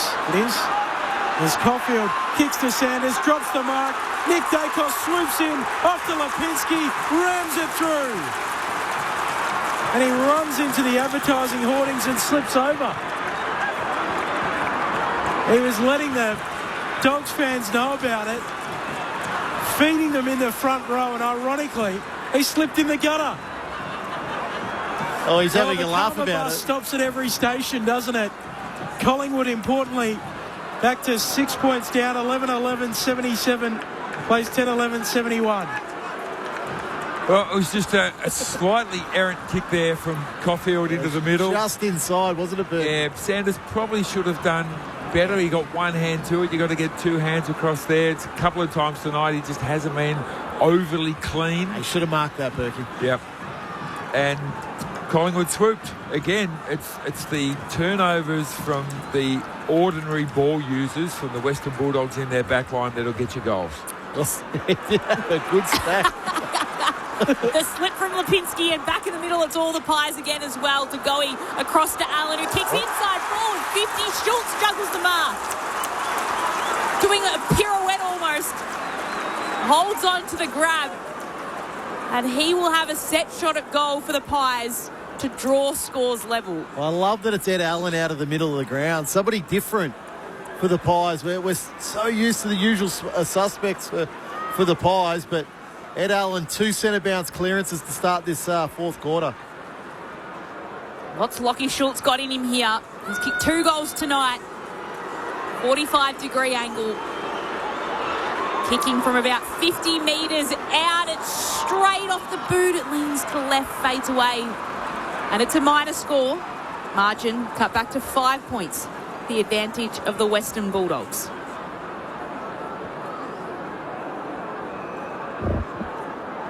Short kick in. Away to Sanders. And he gives it back to Bailey Dale. Just pokes it over the top. This game is just closed up a little bit here. 5 points the Bulldogs lead. It was as big as 24. O'Donnell kicks up to the wing and coming through lob. Makes it his. The big men don't get any smaller. Lob trying to wait a pass and gets it away to Lewis, who bounces to his feet. Onto Hines. Sweeps the handball away to Sanders. Chips inside 50. And Richards drops the mark. Gathers on the bounce. Kicks on goal. Richards rams it home. You need your stars. And one of the Dog stars delivers. Back out by 11. 12-11-83. Plays 10-12-72. 7.5 minutes into the fourth term. Adam Ramanauskas and Nathan Burke. I'm just looking if they paid the mark, Berkey. There's a really smart kick by Riley Sanders. Played a front-on push. Okay. And he played on, and the rest of the Collingwood players just caught napping. But he shouldn't have been standing all by himself inside 50. Right. There was 3 Collingwood players in the perimeter, but none went to Ed Richards. Is that try? It's sort of the triangle where you're in the right spot defensively, but you're not playing on anybody. And then a smart player as Ed Richards goes, well, okay, here's the gap. I'm going to stand in that gap. Sanders was good enough to find the gap with the kick. Western Bulldogs back out to an 11-point lead from the middle. Schultz grabs it, hand passes it to Crisp, who kicks the Pies to left half forward. Bit too much on the kick for Harrison. Dale's there to clean up for the Western Bulldogs. Spirals a kick right down the wing. McNeil does well to mark. Tracking back, hand passes it to Fraser in front of the interchange gates. Short kick down the line to Artie Jones. He'll go inside 50 here now with his kick. Looking for lob. Howdy well to get in front of him. Steal back the footy for the Pies. His hand pass, a turnover though. Straight into the hands of Ed Richards, who gets tackled by McCreary. Dispossessed of the footy. It'll still stay in the hands of the Western Bulldogs. And Aaron Norton, who kicks a goal and just sneaks it through for a behind. Western Bulldogs lead pushes out by 1 to 12 points. 9 minutes played in this final term at Docklands. Should have done better again. Norton, he's had a bit of a dirty night. Houston with a short kick after running his measure. Away to Will Parker. Another life he might have dreamt of being in that Australian 11. Wasn't that far away from it when he was playing domestic cricket. As Houston lifts it over the top. And now the Pies are away down the wing. Running with the footy, Allen. Shanks his kick, bounces inside 50. Caulfield takes it back for the Dogs. Pokes a kick away to Croft down the edge of the centre square. Bulldogs leading by 12. 9 minutes into this fourth term. It was back to a 5-point ball game at one point. Dogs had led by as many as 24. They work it all the way down the outer wing. Kick comes inside 50, looking for Artie Jones. Gets punched away from him. Fraser can collect. It's back between wing and half forward for the Western Bulldogs as Selwood picks up the footy and kicks inside forward 50. A pack forms, falls to ground. Howe's tracking the footy alongside Bontempelli. Tackles him. And Bontempelli's dispossessed of the ball. It's the Pies that'll win the footy as Houston takes it. Hand passes it to Parker.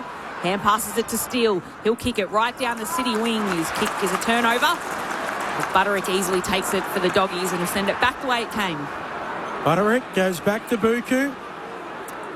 So Karmas on the back flank. Pokes it short again. Back to Butterick.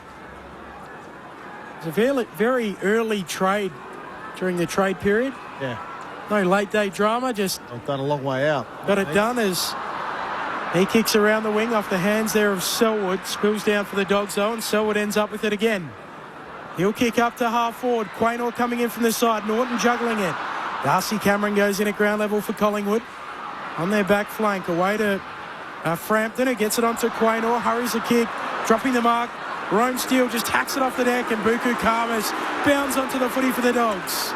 It's a long kick all the way inside, forward 50. The back is Howe. He just can't pull in the mark. That means that Norton can run into it. And Aaron Norton can go. Maybe a bit of an ugly night for Aaron Norton. But that's the goal that'll make it hard for Collingwood to catch the Western Bulldogs tonight. They're back ahead by 18 points at Docklands. 13-12-90 the Western Bulldogs. Collingwood 10-12-72. Still a fair bit to play out in this final term. 11 minutes have ticked over in the final term. Round 12 under the roof at Docklands. Saturday night footy on ABC Sport. It just wipes out the early good work of the Pies in this quarter. So Pies kicked 2 goals in the first 5 minutes. And in the next 5 minutes, the Dogs have kicked 2 goals. So, yep, they've worked hard. Aaron Norton is getting his hands on the ball in this last quarter, which I think would be most pleased. He had the 3 possessions in this quarter for 2 scoring shots, so 1 goal, 1. Ed Rich is already up to 7 possessions in this quarter, so having a real big impact and influence on the result of this game. Out of the middle, go Collingwood. The kick inside 50 is a good one for Membry. De Goey doing his best work, bursting out of the middle and finding Membry 20 metres out directly in front. And to try and keep Collingwood's momentum rolling. That's 3 out of 5 centre clearances, and they've all ended in shots for goal, so they've been really clean. Tim Membry already got 1 tonight. Back from his hamstring injury on Anzac Day, and he keeps Collingwood in the fight. You can't count out Collingwood. Back to 2 goals, 13-12-90, plays 11-12-78. 13 minutes into the fourth. Adam Ramanauskas and Nathan Burke. A good clearance there, coming out the front of the stoppage again, and it was De Goey. He's had a couple of goal assists. I think he's up to around about 16 or so score assists tonight. He's been really useful with his ball use. I'd like to get in front of goals a little bit more. I'd love him to be a goal scorer for Collingwood as well, but certainly in this last quarter his centre clearance work has been really fruitful for the Pies. Back in the middle now, Western Bulldogs ahead by 12 points in this final term. Tossed up, Anderson has a go at it. Pendlebury picks it up off the turf, hand pass to Cameron, hand pass to Josh Dacos, who'll kick the Pies to half forward, although Dale comes in for the Western Bulldogs. The steady hands intercepts it and flares it out wide to Fraser. Not the best choice by Josh then. Had the opportunity to bang that one inside 50, put them under pressure, but tried to be a bit cute. Joel Fraser from centre wing for the Western Bulldogs will kick a shallow entry inside forward 50. No mark can be taken by Croft. He spills it the last second, which means De Goey can pick it up. Hand pass to Anderson. Hand pass across to Pendlebury, who kicks out wide. And he can find Long, half-back for the Pies. Long lifts it over the top for Maynard, trying to take the basket catch, looking over his shoulder, can only soccer it on. Up towards half forward. Selwood slaps it on for the Dogs. Works it out to Bailey Dale. Treloar off to Kennedy. Kicks up to half forward. Marking contest. Going in. Quaynor follows up. Just keeps it moving forward. Can't gather. Maynard slaps it out. Sanders tackled. Eventually the ball spits out. Umpire lets them play. Croft dribbles it forward. Turnover. Collingwood back with it through Howe. Howe takes his kick and puts it into the centre of Docklands. He can hit up Harrison. Marks and then kicks it towards McStay. Takes it in his fingertips. He's still a couple of kicks from home for the Pies. Darts his kick inside the forward pocket. Schultz running onto it. Can't take the mark. Karmas is there to clear for the Western Bulldogs. Kicks it out to centre wing. Norton will mark. He chips it inboard towards Riley Sanders, who's got the run of Treloar running alongside him. Hand passes it to the former Pie. Takes a bounce and then he hand passes it across to McNeil inside forward 50. It's just a hacked kick from McNeil. Frampton easily gathers that one and hand passes it to Darcy Cameron, who'll clear it out of the danger zone for the Pies. One bounces, it's moving towards Harrison, who carries it over the boundary line for a throw-in. It's between wing and half forward for the for the Dogs. The Western Bulldogs are leading by 12 points, 15 minutes played in this final term. Throw in on the wing. Rob palms it down, but Steele takes it for the Pies, shovels a handball forward. De Goey coming, Butterick the other way, and close to the boundary line, a ball up. Close one on Saturday night footy on ABC Sport. Round 12 from Docklands. Up it goes again. Palming it down Cameron. Fraser, handball to Bontempelli. Throwing on the wing. Chance to catch our breath before the mad dash to the finish line. Bulldogs by 12. Throw in right on the logo. Wrestle with the rucks. Cameron brings it down. Fraser soccers it on. Trying to bend over. Pendlebury can't. Anderson camp for the Pies. Handball to Houston. To the runner Maynard. Kicks to a leading Lipinski. He'll sweep a handball for Steele side bottom. Sits up for him. On his left. He'll pull a kick towards full forward. Pack forms, up they go. Membry can't mark. Ball hits the deck. Schultz is there. Kennedy rushes a kick. Clearing kick. But Josh Dacos can mark. 48 out. Veers out to the right. From the digits of 50. Kicks to full forward. Over the back it goes and through for a minor score. Handy point. 11 points the Bulldogs lead. 17 minutes into the fourth. We'd like to see Josh just take his time there. He's either got to have a shot or just take his time, be composed, find a target inside 50. Connor Butterick doing the kicking duties for the Western Bulldogs. Plenty on the kick as he sends it out to a pack at half back. Houston's there for the Pies, just trying to paddle it to himself close to the boundary line. He sees it over the line for a throw-in between wing and centre and half forward for the Pies. 11 points the Western Bulldogs lead. Collingwood got to within 5 points a little earlier on in this term. Tossed in, English and Cameron in the ruck. Sanders taps it away towards Treloar. Hand passes backwards towards Bontempelli. He flicks it back towards Treloar. Just puts the kick, a low one, down towards Artie Jones. It's too short for him. Maynard with a nice little tap to Roan Steele. Can move on the footy to Anderson. He soccers the ball along the ground. The person there to pick it up is Bontempelli, and he can kick the Western Bulldogs to half forward where Norton is. Spills off his hands. Howe will pick it up for the Pies. Hand pass to Cameron. Hand pass to Frampton. And he'll sky the footy towards centre wing where Tim English will sit back and intercept for the Western Bulldogs. They're ahead by 11 points. 18 minutes gone in this final term. English sets up a high ball to half forward. Marking contest, and Houston ends up with the footy.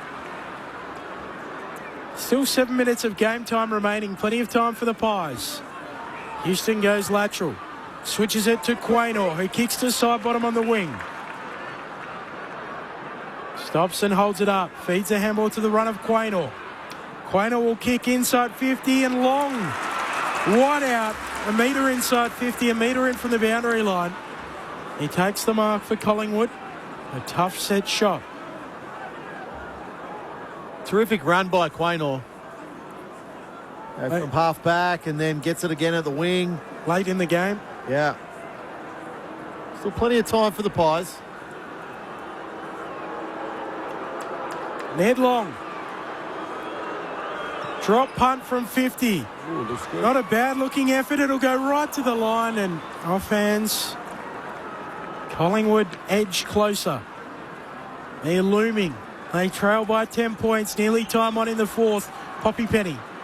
Jones has just been helped off the ground. He's grabbing at his right quad. I'm unsure if it's cramp. He kind of had a grin or a grimace on his face. I couldn't work it out, but they are giving him some pickle juice, so it could just be cramp. But Artie Jones has just been hobbled off by a trainer. Thanks, Poppy, as the Western Bulldogs work it all the way to half forward, where Howe again takes the intercepting mark, chips it to DeGoey at centre wing. Margin is 10 points. The hand pass will come away across to Maynard, who kicks it to centre half forward. There's Pendlebury, who marks. Hand passes it across to Angus Anderson. He's got another one. And what an important goal he's got for Collingwood in this final quarter. He brings back the Pies to within a kick. Angus Anderson with his second goal tonight. And the Western Bulldogs are only ahead by 4 points now. Collingwood, 12-14-86. Trailing the Western Bulldogs, 13-12-90. We've just ticked into red time in this final quarter. Still plenty of time left in the match. Well, it's Jeremy Howe there, the intercept mark. Inboard kick, that 45, that short 45 to DeGoey, who gets it on to Maynard. And Maynard lowers the eyes nicely to Pendlebury. But I love this by Pendlebury. 434th game. Gives it to, what's Anderson played, Benny? Game 7. Game 7. Trust him there to kick the goal. I love that. English with the tap, but Nick Dacos gathers the footy. Nowhere to go but backwards. Handball to Crisp on the wing. Steps McNeil. Kicks up towards half forward. Marking contest. Selwood scrapping after it. Knocks it out. Kennedy picks it up. Bulldogs ball back flank. Nick Dacos sticks in a boot. Sockers it inside 50. Kennedy goes back. Gathers. Snaps beyond the defensive arc for the Bulldogs. Dacos gathers again. Rushes a kick inside 50 out on the full. Bulldogs ball back pocket. Buku Karmas will take it. No, he won't. Well, the Bulldogs are a bit of a mess at the moment. Yeah. Going structurally, forward. Yeah, structurally. And to turn the ball over on their half-forward line and then... turn it over deep. Yeah, and just give up the corridor. Maynard coming through. Pendlebury's up to 31 possessions now. Matt Kennedy, a huge kick, gets it all the way to the outer wing. No mark can be taken by Croft. They'll keep hold of the footy here, the Dogs, through Ed Richards, who's running along the outer wing, and he just dubs the kick down to West. And West will mark 60 metres out from goal, spins around and wants to kick it to a hot spot inside. Forward 50, Fraser, 2 hands, can't pull in the mark. Long, he can't pick it up cleanly either. Sockers it to side bottom, who does the same. A rolling ball outside a defensive 50 for the Pies. Membry hand passes it across to McCreary. The Pies trying to work it forward here to Long. Hand pass to McCreary, he's working it around 3 Western Bulldogs players and into the centre of Docklands, just puts it on his boot. It'll be in some space on the outer side of the ground. West tracks it back for the Western Bulldogs and marks. The Doggies ahead by 4 points, 23 minutes played, final term. Short kick away to Treloar. Time for the Bulldogs to just keep their heads. Onto Richards. Driving ball inside 50. Lewis outbodies Howe, doesn't complete the mark. Frampton gets back, cleans up back pocket. Handball away to Chris. Handball onto Parker. Pies on the back flank. Handball to Nick Dacos. Lateral handball out wide for Lipinski. Runs off with the footy, tight roping the boundary line. Kicks around it for Degoe. Drops the mark. Bailey Dale worries him out of it. Throwing coming between wing and half forward for the Pies. Bulldogs by 4 points. They're holding on, the Dogs. Yeah, just holding on. There's no semblance of structure here from the Western Bulldogs. The Pies are moving it from one end to the other too easily. Bulldogs forwards are just far too stationary at the moment. It's hands in the air and kick it to me. Collingwood defenders love that. Jeremy Howe's been enormous in this last quarter. So tossed in, English takes it straight out of the ruck. It'll be coming back for a free kick or another throw in. A little bit of a shallow throw in. It's not that hard, champ. So under the roof, no wind. Important moment of the game. Ball gets thrown back in. Richards tries to take it. He can't. Degoe's there. Can pick it up and will put this kick inside forward 50 in the forward pocket.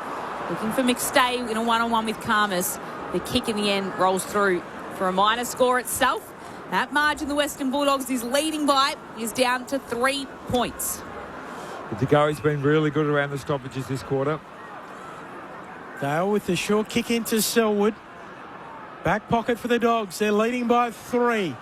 Tight finish. Kick to the wing. Good mark, Croft. Unsure what to do next, so he lifts the kick over the top to the run of West. 70 from home for the Dogs. 25 minutes. We tick past that mark in the fourth. Kicks inside 50. Norton hands to it. Doesn't mark. Gathers in the left. Snaps on goal. Curling it back. Not enough. Bulldogs lead by 4. Collingwood ball with the kick in. 25 minutes. Fourth term. Saturday night footy on ABC Sport. 43,430. Watching this match play out to the very end as the kick in will be a turnover. Here's Ed Richards. Does it all, Ed Richards. Against Jeremy Howe too. Contested mark. That's no mean feat. Wheels around onto his left boot. Puts the kick inside forward 50. Across to a hot spot. Lewis picks it up. And there's a goal for Lewis. He puts through his third of the match in an important moment in this game. There's not long left. And he's pushed the Doggies' lead out to double digits again. That's a 10-point margin. The Western Bulldogs are leading by And it's Will Lewis in his 8th game that gives them that buffer. The Doggies 14-13-97. Collingwood trailing 12-15-87. 26 minutes play in this final term. Well, Pendlebury does the right thing there, Berkey. So recognises time, need to kick a goal. So he goes up the middle. And in my opinion, goes to the correct one-on-one. Jeremy Howe versus Ed Richards. Now, you'd say Howe would at least halve that contest, get it to ground level. But Richards just pushed him aside, gave him a little bump, then plays on and puts it to a really dangerous spot. Still time if they're good enough, Collingwood, but it's the Dogs out of the middle. Richards to Fraser, hurries a kick into the pocket. Maynard, clean pick up, off the Quaynor, and they bounce out of the back pocket. Short kick to Dacos. This is Nick. Nick kicks corridor for Degoe. Just finds him, defensive point of the square. Handball to Maynard, thumping kick inside 50. Nobody there for Collingwood. Selwood knocks it down. Bontempelli arrives. He's stripped of it. Wants to pull it back in. Has to get it out. Bailey Dale comes through. He manages to knock it out to McNeil. Just squeezes a kick into the middle. Collingwood ball again for Degoe. So Degoe has it in the centre of Docklands Stadium. He's got to move it on quickly. He's side trailing by 10 points. He sidesteps Norton to push this kick to the top of the goal square. It spills out the back. Membry's there. Membry goals. And Collingwood remains in touch of winning this match. Tim Membry pushing through his 3rd goal in a return from a hamstring injury. And there is only 4 points in this match. Western Bulldogs are ahead, 14-13-97. Collingwood 13-15-93. 27 minutes played in this final term, and it remains anyone's game. Well, it's going to be really critical of the Collingwood defenders. The last goal for the Western Bulldogs, they went up, they allowed the ball to go over the back, and Lewis snapped the goal. Almost a carbon copy down the other end. All the Western Bulldogs players jumped up, spoiled the ball, allowed the ball to come over the back, and there was Membry. So one each in terms of dumb defending and giving up a goal. 28 minutes and change into the 4th. English takes it out of the ruck. He's tackled quickly. Josh Dacos. Oh, he sprinted through that centre square. Josh Dacos. Forward there for the Pies. Cameron ends up with it after the ruck's place of volleyball. Dribbles it forward up to half forward. Anderson takes it. Tackled by Bontempelli. Ball jars free. At centre half forward here for Collingwood. They trail by 4 points. Nearly 29 minutes into the 4th. The Dogs have led all day. Ball jars free. At centre half forward, McCreary gathers it. Off to Cameron. Handball back into the mark. Coming through to Goey. Off to McCreary. Back to Cameron. High ball inside 50 for Collingwood. Selwood! The saving mark from Selwood. Floating in from the side. Great mark. The mid-season pick last year. It might well be a match-winning moment. Just 12 games in his career. And what a moment he has as he kicks out to Tim English. Another player for this Western Bulldogs outfit. They need to find one more mark here, the Bulldogs, and they win the game. They've loved having him back in the side, and English thumps it on his boot right down the wing towards Croft, who can't mark. Ball spills out. The Pies desperately trying to gather it. Quaynor's there. He does the tackling on West. And play will be halted out of side of the ground, slightly to the advantage of Collingwood's attacking end. We've got 11 seconds, so it has to go absolutely perfect here for Collingwood. So ball tossed up, it's tapped away. Butterick picks it up, hand passes it to Richards in the hands of the Western Bulldogs until Maynard picks it up. Hand pass to Frampton, hand pass to Nick Dacos. He's at half back for his side. He has to move it quickly through the middle of the ground. The siren and the Western Bulldogs hang on. The Pies fought till the very end. And it is a fighting victory in the end for the Western Bulldogs that just cling on and claim the 4 points in Docklands. Bulldogs through and Bulldogs fight and Bulldogs roar. We give our very best. 'Cause you can't beat the boys of the Bulldog breed. We're the team of the mighty West. The Doggies led from start to finish, but it wasn't made easy for them. They led by 7 points at quarter time, got out to a 17-point at half time and dominated the first half, but could have even been further ahead at the main break. In the third quarter, they pushed out to an 18-point lead, but Collingwood stuck with them throughout. And in the final term, despite the Pies being able to get within 3 points, it's the Western Bulldogs that hang on after a game-saving mark from Michael Selwood in the defensive 50. Western Bulldogs winners by 4 points. Red, white and blue. We come out snarling. Bulldogs screw and Bulldogs fight and Bulldogs roar. We give our very best.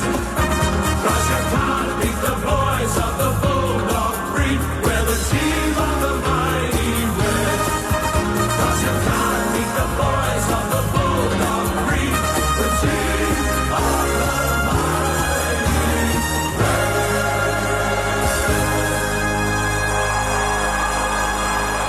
The Bulldogs live the mantra. They fight tooth and nail, and they win by 4 points. 14-13, 97 plays, 13-15, 93. We spoke about Lewis wasting some opportunities early on in the game. Well, he took his chance late and it proved the match-winning goal, and it was down the other end. Michael Selwood, the unheralded 22-year-old, pick 5 in the mid-season draft last year in his 12th game. He's a real likely type, and that was a match-winning mark late. Adam Ramanauskas and Nathan Burke, the Dogs hold on. Yeah, the Dogs did hold on, and credit to the Pies. This is a bit of an underdone Pies, but they hung in there, they fought, they scrapped, they found a way, kept themselves in it. I like the way that they were far more direct. When they had to win the game, how many times did they actually get the ball deep and put the other team under pressure? They were about 90 uncontested marks before three-quarter time. I think I wrote down here they were about 94 uncontested marks at three-quarter time, and they finished with 115. So they didn't chip the ball around as much. They went longer. They went more direct. It was almost like, hey, we've got to get the ball inside 50 and we've got to win this game. And they look far better to me, far more dangerous when they're playing that style of footy, more direct rather than just chip and having uncontested marks. So when it was there to be won, I like their style of footy. For the Bulldogs, they just hung on there in the end. Probably it was a lucky goal to Lewis, who just was at the back of the pack. Ball fell in his lap and he snapped one through. That ended up being the winning goal, but it certainly wasn't well crafted or anything like that. Again, the Western Bulldogs had a lot of passengers, carried a lot of blokes. Under the real heat, they didn't really stand up, but they found a way and they got it done. So congratulations, Bulldogs. That's very, very valuable 4 points when it's 9 playing 10. Well, you look at the game in its entirety, and it's relatively close besides the second quarter where the Bulldogs kicked 3 goals to 1, and that sort of opened up the lead that they were looking for. Last quarter, Collingwood had 17 inside 50s for 5 goals 5. So 10 scoring shots they were able to generate in that frenetic last quarter. Now, Selwood's mark was enormous late in that game. But you look, I spoke about stoppage all night. First half, the Dogs were dominating. Then second half, third quarter, Collingwood draw it back. Last quarter, 11-3 in Collingwood's favour, 6-2 out of the centre square. So they were coming extraordinarily hard at the Dogs. They hold on for a really, really important win for their season. I thought Ed Richards was enormous tonight. 24 possessions and 2 goals, but particularly in the last quarter, I think where the other Dogs had stopped, I think, through the midfield. He was the one that simply kept going, and his class there, I thought it was an enormous one-on-one to win against Jeremy Howe, where Pendlebury goes up the middle of the ground, and then Richards is able to outmark Howe, take it inside forward 50 for the Lewis goal. So he was terrific. I thought English had a really good game in the ruck, coming back 16 possessions and 2 goals. Butterick was good. Bailey Dale was good across half back. Sanders again plenty of the football. So, look, I think it will be more for the Bulldogs. We got out of jail, but hey, we did our work early in this game. So that's what you do. You want to generate a lead and then try and go and win the game. Now, in the end, the Bulldogs saved the game. Selwood marks that ball to save the game, which was terrific. Collingwood, they'll be disappointed. They'll be really disappointed with their first half, I think, particularly around clearance. So the Bulldogs were well on top of in that area. Collingwood evened it up in the second half, have 10 scoring shots in the last quarter, give themselves a chance to actually go and win the game. So I think it's hey guys, why do we leave it so late? And when we actually put speed on the ball, 17 inside 50s in that last quarter, and we gave ourselves a real opportunity to put the Bulldogs back line under pressure, and we're able to score. So I think that's where Craig McRae and his coaches will be going, hey guys, we're at the Docklands here. The game is quick. It's always quick. It's very rarely that you see a low-scoring scrap at the Docklands. So I think it's a great lesson for the Pies. They looked okay. I was concerned about their forward half. They got a lot of goals from different players. I think that's what they are this year. They're okay. Yeah. They're okay, aren't they? They're not much more than that. No. They're not worse than that. No, they got 3 out of Membry, who was their leading goal kicker. Anderson, 2 goals. He only had 9 possessions, Anderson. I felt like he was in it a lot more than that. I thought Ed Allen was really good in that last quarter. So, a couple of signs of their younger players doing a good job. But, yep, the Bulldogs get away with one. It was a great mark from Michael Selwood, wasn't it? Running back in towards the pack, contorting his body, coming in from the side and able to hold on to the mark. So I've really liked what I've seen from him this year. He's got a hardness to him. Yeah. I think there's a lot to like about him as an AFL footballer. So there's a lot to like for the Dogs as Marcus Bontempelli leads them down into the rooms. A few Hardy fans have hung around and cheered the boys down the race. Poppy Penny, if they're not down there yet, they won't be far away from making their way into the rooms. There are plenty of friends and family in here waiting for them.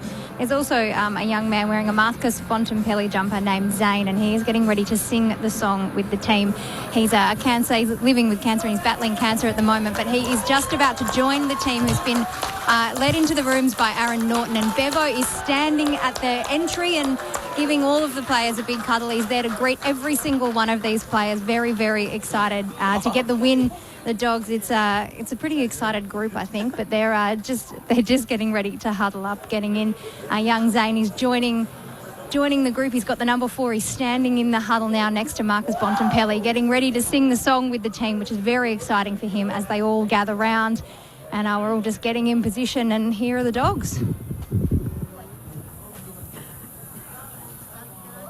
Hey, sons of the West, woo! Red, white and blue, woo! We'll come out snarling. Bulldogs through and through, we'll sing. Bulldogs fight and Bulldogs rock. We give our very best. But you can't be the boys of the Bulldog group with the team of the mighty West. Woo! Young Zane led the song off then, so that was the little silence. He was a little bit nervous, I think, but he led the song, and a really beautiful moment for the Dogs in the rooms. That warms the cockles of the heart. That is beautiful to see, and footy clubs do it so well these days. Young Zane, I could see him on the monitor, the smile on his face. He was loving singing this song with his heroes. I did see as well that when Marcus Bontempelli kicked the goal, he gave it the double cobras, and it was Zane who asked him during the week, if you kick a goal, can you give it the double cobras? So Bont, true to his word, he celebrated in style with that. Footy clubs, they do it so well now, Rammer, and you obviously know it better than most. Yeah, look, they do, and that's part of, I guess, what players are starting to recognise, that the impact and the importance that they can have in moments in people's lives there. And, well done to Bont there, to remember that in the heat of the moment, to do that and to acknowledge that. I just think's terrific. We see it so often now. We see all clubs do it, and I think there should be more of it. Just it makes people's days, it makes people's years, and some people it makes their lives.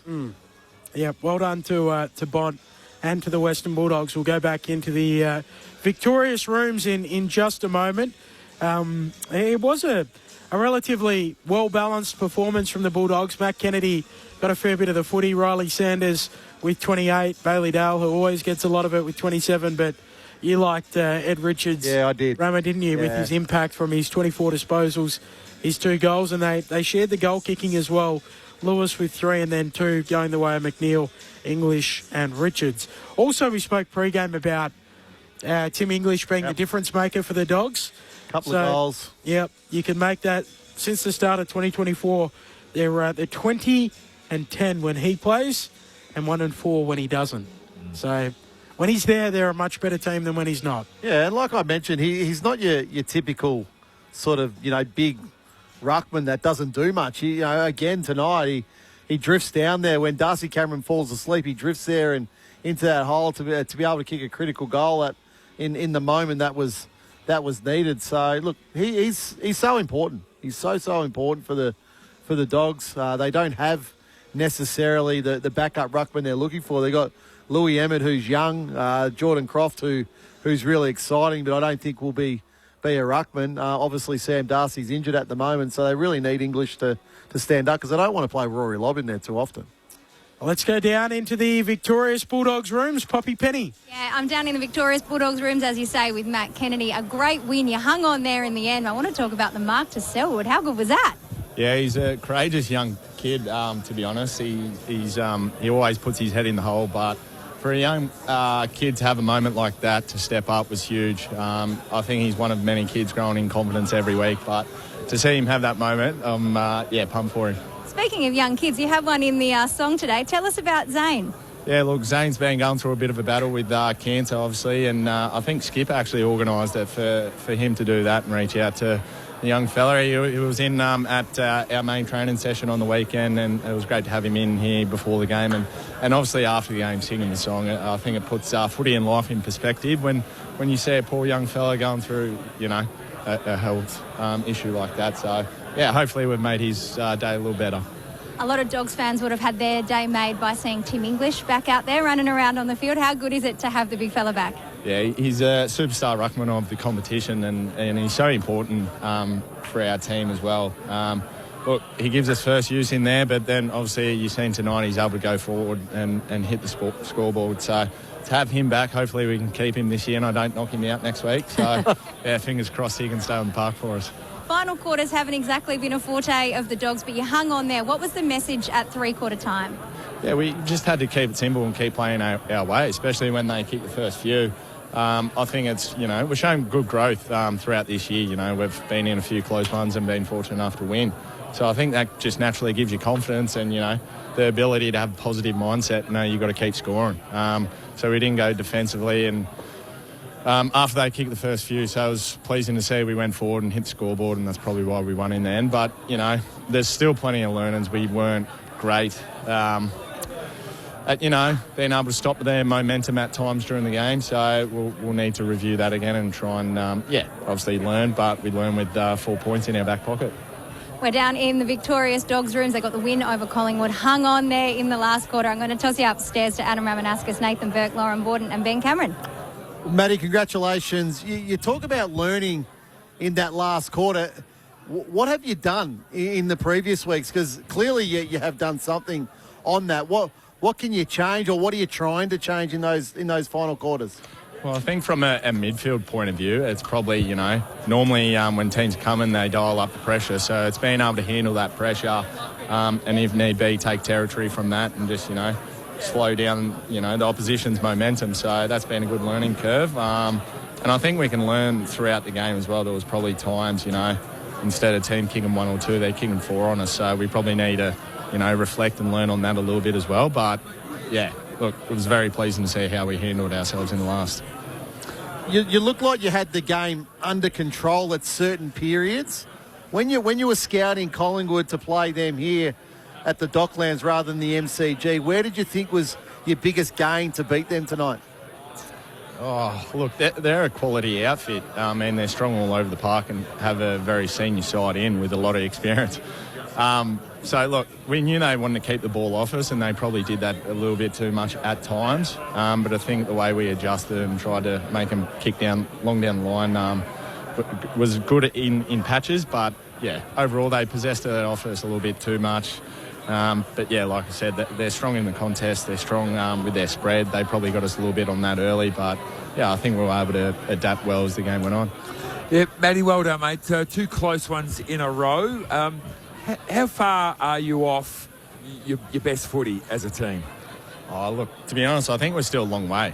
We've definitely made improvements, probably more so around the contest, but, you know, our ball movement's getting a little bit better. We can probably still take a little bit more risks. And then I think, the way we're defending needs to be better as well. I sort of mentioned teams are kicking, 4 or 5 goals when they have momentum. We need to sort of try and bring that back to 1 or 2 goals most. So I think teams that, just keep the ball off us a bit too easily. So the way we can sort of compress the ground and make it hard for them to, kick mark, I guess, is a bit of a growth. Matt, can I just pick up on something you said earlier about young Zane? So did Marcus Bontempelli take it upon himself off his own bat to reach out to Zane or his family and get him involved? Well, don't quote me on this, but he was the one that sort of mentioned young Zane during the week and told us to get around him after main training. So I'm just assuming that. So I might be pumping the big fella up. I don't know. He's a good man, Bonty. He is a very good man, so it wouldn't surprise me at all. No, absolutely not. And just last one as we let you go. The surface here tonight, how did you find it? No comment. Look, a little bit slippery. I don't know. What are they doing here? Are they keeping the roof open or shut? What's it doing these days? I think it's open during the day and then they close it at night. But, yeah, it looked a little slippery from up here. We'll let you off the hook, but no comment says it all. No comment. Thanks, Matt. Appreciate your time. Thanks, guys. Appreciate it. Thank you. No comment. So it does say it all. The players, I don't think, are happy with it. Thursday night, I mean, it's hard to be critical of it because Hawthorn handled it pretty well. St Kilda didn't. Was it the pressure from Hawthorn, but the course St Kilda to be so fumbly? Probably. But there seemingly is some kind of issue with the surface here, isn't there? Berkey, when you and I played on this surface when it first started, this would be amazing. Compared to what? They used to paint parts of it green. If it wasn't green, it was just sand. So you said it was. It is built on top of a car park. Yeah, isn't it? you put green sand all over it, and it was the hard as a rock. So you slip around a little bit. You know what? Just put longer stops in, Benny. Exactly. Where are the screw-ins? I don't know if we're allowed to anymore, You're allowed to wear screw-ins. Sure, you're allowed to wear longer stops. I don't think you're allowed to wear screw-ins anymore. You're allowed to wear longer, but they have to be moulded, I think. No, I don't think so. What? I'm fairly certain on this. Oh, okay. Well, that's a bit Someone got to please explain on it. I think Isaac Quaynor got his leg cut open because I think Sam Wicks... Okay, wear longer moulds then. Yeah, wear longer moulds. Is that better? Yeah. You're Sheeds, I'm you. Yeah. That's what Sheeds just used don't to say fall to you. over. Keep your feet. Yeah. Stronger in the core. It wasn't that wet, like, seriously. Like, I had 3 or 4 people I noticed that slipped over. So, Karmas in that third quarter, sorry. He slipped over in the middle. There's a couple others, but, look, the surface looks fantastic. If there was mud, would we have to call the game off? I think we would. Yep. What was the ground like in 1987 in that game when you guys were goalless at half-time, Berkey? Well, it wasn't green. Yeah. There was no grass on it. I don't know if that game was at Moorabbin. I'll need to check that. Even Waverley, the MCG, wherever it was, who'd we play? I'd have to check that. I have a feeling it was Richmond, but I'd have to check it. So at the MCG, so that would have been covered in mud as well. Centre wicket. Yep. So no metal stops is correct. Rochelle and Keys got fined last year for wearing metal studs against Richmond. You can't wear metal. Wear the plastic one, rubber ones there, don't you? Plastic. Yeah. The rubber screw-ins. Plastic, yeah. I never had metal screw-ins. No, I never had metal screw-ins. But they were like plastic sort of, weren't they? Yeah, they were just plastic screw-ins. Oh, I think it's only moulds these days. But anyway, we digress. Another stupid rule some moron brought in. Some other news. Arne Slot sacked by Liverpool effective immediately. Wow. So departs with 1 year remaining on his contract. So I don't know why that wasn't done sooner so they could have got Xavi Alonso, but he signed at Chelsea, so be it. there we have it. Jevy's in line for the Carlton job, is he?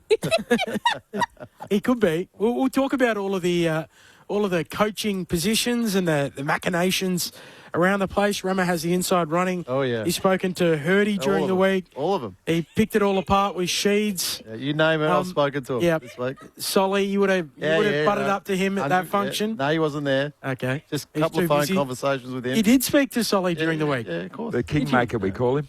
Yeah. What do you say to Solly? I speak to them all. You would not speak to them that regularly. This week, a bit of news about, and you're on the blower. Okay. I'm like you, Ben. I'm a journalist. I investigate things.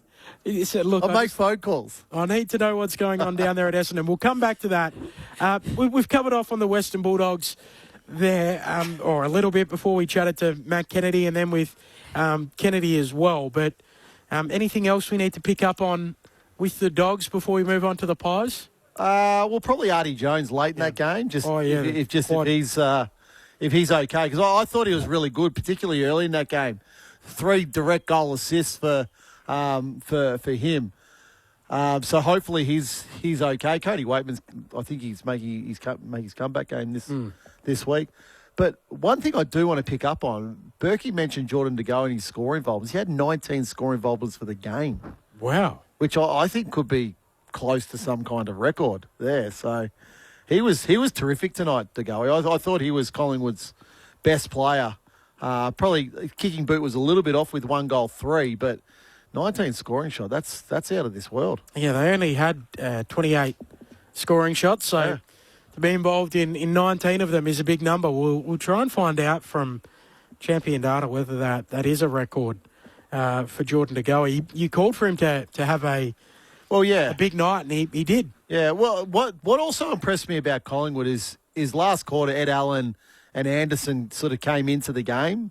I think that's critical for the Pies because, like I said, we're so used to seeing Dacos, Pendlebury, De Goey a little bit, Josh Dacos, Jack Crisp, doing all the work through the middle of the ground. But having 2 guys come in, Anderson kicked a couple of goals. Ed Allen was involved in, I think, 3 centre clearances in that last quarter. That would be pleasing. That'd be very pleasing. And what I liked about it, I actually thought Ed Allen was sent out there to tag Bontempelli in that last quarter because he lined up against him at the stoppages, and to have the positive effect, the forward-flowing effect from playing a defensive role was really, really good. So, not only just getting the footy, but getting the footy against the opposition's best player. Just in the zoomed-out view of the season, they feel bang average, Collingwood, don't they? I mean, their percentage is nearly even. They're going to be, or they now are 5-6-1. Where does it leave them? Wild card spot. I think that's where they're sitting, around sort of 8 to 10. If they can squeeze in one of those spots, I think that'll be good for them. I feel like we know what Collingwood are going to do and how they're going to play and the like. I feel like there needs to be some slight positional change. I was thinking tonight, I would have loved to have seen like Isaac Quainer go up on the ball. This is a bit of a different look, a bit of speed through there. Now it was Allen and Anderson in the end, but, I always look down there. It's Quaynor, it's Howe, it's Maynard, Frampton tonight. When they needed a goal, Jeremy Howe goes forward. So it's just getting a bit obvious what they're doing now. It's like there's no element of surprise anymore. So where it leaves them, I think, is fascinating too with their list. Like it's getting to the witching hour, isn't it? So Pendles is 38, has gone past the record. Then you look down the list for Collingwood. They got Sidebottom at 35, Crisp is at 32, Jeremy Howe's 35. So let's work through them, whether they play on or whether this is the end of the road. Pendles, does he go one more? Yep. I'm a no. Yep. Had 33 possessions tonight. Pretty good tonight. 428 metres gained. For how old is it, did you say? 38, playing on a back flank. That's pretty good. Pretty good. 8 score involvements. Yep, that's pretty good. He was pretty good on Anzac Day. Yeah. Go out on a high. Everyone has someone has a career day every time against Essendon. So that was a good effort. Still Sidebottom, 35. This was a step off it tonight, Yeah. I thought. I feel Steele's closer to finishing than Pendles. Yeah. I think we're all in agreement with Steele, as good as he's been over the journey. And then Jeremy Howe, 35. What's coming through in their back line, the younger players, I'm just trying to think off the top of my head. I thought Jeremy Howe was terrific tonight. 22 possessions, 7 marks. So I would say he's got another 12 months on him. Yeah, I'd talk him into going again. Yeah. He's missed a fair bit of footy through injury and things like that, so his body, if it holds up, should be okay. And what about Jack Crisp, 32? No, he goes on. He goes on? Yep. Never misses. I've just been reliably informed by our stats man, Corbin Middlemass. Yep. That Steve Johnson had 26 score involvements in the Dean Bailey game in 2011 when Geelong smashed 345 Melbourne. to 43 or whatever it was. Has it got an asterisk next to it, that one? Well, it's an official AFL game, Berkey. That was that is a big one. So not quite the record for Geordie De Goey, unfortunately. Very good, though. Very good. Oh, man, Corbin, all over it too. I'm calling him Corbin Statsman now. Statsman? Yeah. I call him Corby McKercher. Yeah, Corby McKercher. They had a lot of similarities. No one's seen them in the same room. The Bulldogs won here by 4 points, 14-13, 97 plays, 13-15, 93. A game-saving mark from Michael Selwood. The mid-season pickup from last year out of Peel Thunder in the WAFL, twirling, contorting his body, floating in from the side, taking a big pack mark in defence to help win the game for the Dogs. So just on the Bulldogs, so we spoke to Matt Kennedy. He's had a really good game, 29 possessions. What's he had? 4 clearances, 4 tackles, 7 inside 50s. Sanders again I thought had another strong game, 28 possessions. He's had 8 score involvements, 3 clearances. But then you get down, Bailey Dale again, big game. Ed Richards, I thought, was outstanding. Butterick had a really good game. Bob was good without being sort of great tonight. 22. 22 and a goal. But he had the 9 clearances, Bont, so he did a lot of work in close. Joel Frazier, 21 and the 9 clearances. Then you sort of start to go down. Like English was good. Norton was quiet. He kicked 1 goal, 3. I thought Caulfield had a good game. He did what he had to. But then you sort of get in there, like Cooper Hines, maybe. Selwood, great moment. Artie Jones was really good early, but we sort of didn't really see him after half-time that much. Karmas, not much. Lockie Jones, not much. Riley West has been quiet this season, really. McNeil kicked his 2 goals. He had a couple of moments. Will Lewis, 3 goals. So you want to. I think the Dogs need a few more contributors. Yep. Let's go down into the Pies rooms where we find Poppy Penny. Yeah, the players have gone into a meeting pretty much immediately, and I think this is pretty standard practice for Collingwood. They've gone straight into that meeting, but there's plenty of friends and family here, and the mood isn't too sombre. I think they were kind of in that game right up to their eyeballs, right up until the end, so everybody still seems pretty pleased down here. Not too many disappointed faces. Obviously would have preferred to have gotten the win, but it's still there's still a bit of energy in these rooms, and goodness knows that, you come into a losing rooms and sometimes it is really flat, but it doesn't feel like that at Collingwood. So I think that's probably a good sign. There's still some SP 433 merch floating around down here. They're all still celebrating. They should change it each week, 434 now. So there is still a bit of energy, but players are in a meeting. Thanks, Poppy. We'll try and come back to you maybe for an interview. Just a reminder, following us, the Champions League final on ABC Sport. So Rami, you'll be able to listen to this in the car on the way home. It is PSG taking on Arsenal. Build up from 11 p.m. match start at 1:30 a.m. kickoff in that fixture.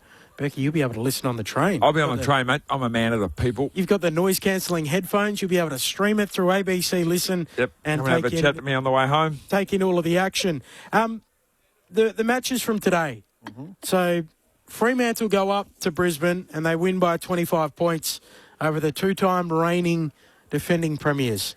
How significant for the Dockers was it? Hugely significant. Absolutely. Winning at home, yeah, great, fantastic. Hardest road trip for them is about as far away you can get from Perth is Brisbane. and to go over there against a Brisbane team who were kicked in the backside last week, and I reckon Fags would have put it on them this week to be a lot better than what they were, and they would have come out firing, giving it everything, and to still prevail up there just shows a level of maturity which we don't always associate with Fremantle teams. And they've got a lot of skill, they've got all the parts that they need, but today was a level of maturity that should give them a lot of confidence. Well, they're 3 games clear of Hawthorn now. So they're a game clear of the Swans, obviously, but they're 3 games clear of Hawthorn, which gives them, I think, an enormous opportunity to start to play around with the team a little bit, because obviously we know the travel factor in Perth the season can get quite long. They've got 33 days in WA coming up because North Melbourne and their sold game. Which is going to be great. That's so important for them. And what is critically important is finishing top 2. No doubt. And I remember speaking to someone out of the West Coast Eagles team after they won it in 2018, and they truly believed that finishing top 2 was so critical for them because they didn't travel the pre-finals bye, which is now the wildcard weekend. So no travel there. First final at home, they won that. Week off, no travel. Prelim. Home prelim, no travel. Then travel to Melbourne for the grand final. 5 weeks at home, 2 games over that period. They felt like they were so fresh come the grand final. And obviously they found themselves 5 goals down against Collingwood. They were able to come back. Yeah, no doubt. I think it's... I forgot about that 33 days because of North Melbourne. So that is going to be terrific for them in the middle of the year, but then the back end of the year as well. Once they know they've sort of locked up what they want, top 2, as you're saying, Benny, I think that's where they can go, okay, let's get this group as fresh as we possibly can to have a real go at it in September. So I just like the way, I think they're a well-balanced team at the moment. You look at their defenders, midfield and forwards. It seems to me to be a very mature team. David Walls has put it together a great squad. Unbelievable list. He's done a really good job. And Longmuir is doing a great job with it. I call him the economist. He balances the games out with the way he looks at it, and he does a fantastic job of doing that. So he's flying at the moment. Just on Brisbane, level of concern? 1 out of 10? What is it? 1 to 10, I should say. Look, I do. I think all great teams have their moments in seasons where, it gets to a crossroad where you want to do the work or you don't want to do the work. You've been fattened up with 2 premierships and another grand final, which was desperately close. So it gets to a point where it's, do I want to actually run that extra 10 metres? Do I actually want to go for that ground ball because I know I'm going to get hit? So there does become a level of complacency, no doubt. We've all good teams. 2001 it happened with us at Essendon. We got complacent, and then when injuries started to flow, and you're still playing relatively good football, but you're just not playing with that same hunger, that same fight, that same. I like to use the word hunt. Brisbane aren't hunting anymore. They're just getting hunted every week now. Teams want to come up against them and test themselves. I think they missed Dane Zorko no doubt. enormously. Yeah. Enormously. He just sets them up so well. Yeah. Out of 10? Level of concern? 8. Yep. Turkey, 8? There. Yep. That's quite a high rating. So that is a little concerning for them. Earlier on today, Sydney absolutely whacked Richmond by 114 points, but I want to talk about the efforts of Isaac Heaney. 32 disposals, 11 contested possessions, 5 clearances, 7 tackles, 5 goals. And 13 score involvements. Yeah, it's a fair day, isn't it? That's a day. That's sort of... It's very rare that you see those numbers. So they're sort of Gary Ablett Jr. numbers, Lee Matthew type numbers. There's not many guys that have 30 and kick 5. So Sean Manor did it the other week, actually, didn't he? So there's outliers in everything, isn't there, Benny? So one of these things is not like the other. As good as a player as Sean Manor is, and I'm thrilled for his so am I. Advanced stage success. But that's like Heaney's been sort of 25 and 2 and 3 goals for a number of weeks now. So it's one of those ones where if you respect the game, will respect you. And in a game where clearly they've they've had their own way with Richmond, 45 scoring shots to 16. He's got rewarded. I love the old days when we would have said who played on him. Yeah. Nowadays we have no idea in a million years who played on him, but you'd say, oh, so-and-so played on him, and so-and-so played on him. They weren't good enough to actually stop him. He beat them. Yeah. Got no idea. Well, what they'd say in South Australia is they stood him. I was standing Gary Ablett Senior, or I don't know why they only say that in South Australia, but I like it. Yeah, it's a really good point that Berkey makes, I think. So, I think when you play football, you come off the ground if you won or lost. That's the scoreboard. The scoreboard tells you that. Yeah. But also, I think you want to know if you come off the ground and whether you contribute or not to. Well, if you've won your matchup, you used to know, didn't you? That's right, you did. You absolutely used to know because you would play on your direct opponent for 90% of the game, most likely. And you go, yep, okay, I did my job, and or no, I was soundly beaten. Yeah. But I look there. I always see, even with a developing team like Richmond, there's opportunity in every game still. So, why wasn't the opportunity? Tyler Sonsie played his 50th game today for the Tigers. He's been a bit in and out of the team, but he's a similar height to Isaac Heaney. It would have been a great experience and role for him to go, hey, we'd love you to become Isaac Heaney. Go and play on this guy all day. He's a superstar of the competition at the moment. Sam Grill, I know he's a halfback flanker, but if you want him to go and play in the midfield eventually, go and run with Isaac Heaney for a half. Go and find out where you're at as a footballer. So I still see every game as an opportunity. Now, we'll talk about injuries, and Richmond have got so many and this, that, and the other. But you can't waste the second half of the season. No. You just can't. It's critical that they continue to develop these kids. There's 3 jobs available in the AFL at the moment, essentially. You've got Tasmania, Carlton and Essendon. Which is the most appealing of those jobs, Rama and Berkey? I think you just put them in the right order. Tasmania, Carlton, Essendon. What about you, Rama? Well, I don't know. Well, they're very close to those last two. Very close. Essendon, good young blokes coming through. Plus, they've got some good ones coming with Kobe Buick. Yep. In the pipe, a high pick this year, probably pick 1, so that's good for Essendon. Carlton look a lot better all of a sudden. Maybe there's a little bit to work with there. Tasmania is going to be a long road. Yeah, look, I think any time you get a chance to coach a big club, I think that would be appealing to anybody. So I think it's critical for both the next appointments at both Essendon and Carlton. They've got to be long term. They've got to be thinking this coach is coming in for 7 years. We've got particularly Essendon because they've still got such a long way to go with what their strategy is. So that we know they're going to the draft until Tasmania. So there's another couple of years there where they want multiple high draft picks to get as much talent as they possibly can, get games into these kids when they deserve it. Carlton, on the other hand, I still feel like they're in performance mode a little bit. They're going to get Cody Walker this year, who's going to be an absolute gun. They've also got Anthony Koutafiti's son coming through. He's under 16s at the moment. He looks really good, like 196 left footer, and sort of moves a bit similar to his old man. So I think they'll be really pleased with that. But they've still got Harry Mackay, who's should be at the peak of his powers. Sam Walsh, who's at the peak of his powers at the moment. Paddy Cripps has rejuvenated himself over the last couple of weeks. Jacob Wiedering, who's an absolute gun defender there. So they do have the cattle, but it's just, well, can you come in there? Can you calm that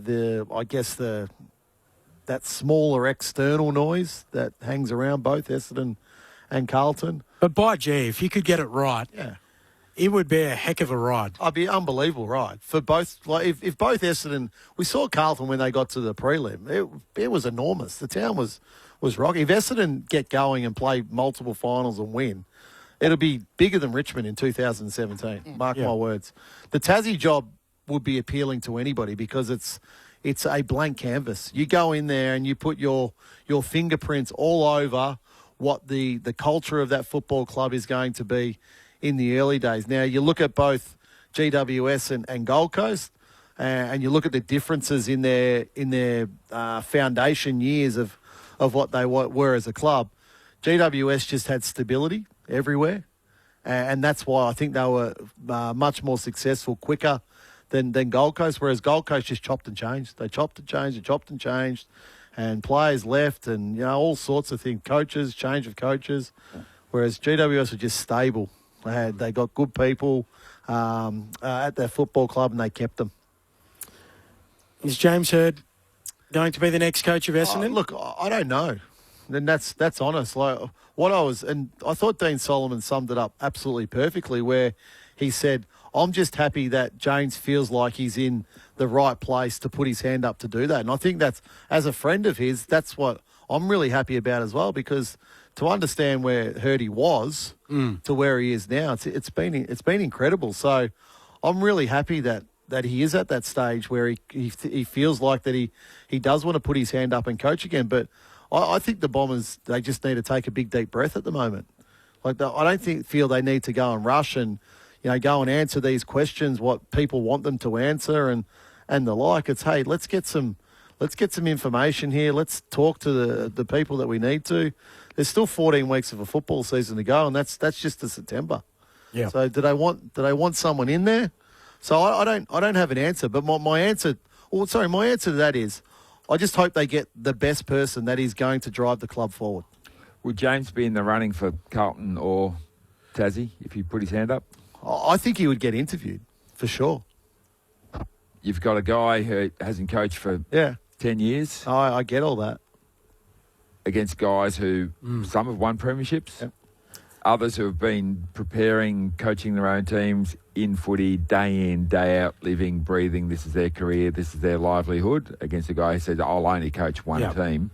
Yep, I get the passion, but I think we've moved past the favourite Sundays. So I look at it a little bit like Nathan Buckley, who wanted to coach Collingwood. He loved Collingwood, didn't work out at Collingwood, has gone back in as an assistant coach at Geelong to try and ready himself for the next opportunity, which won't be at Collingwood. I'm not sure it didn't work out.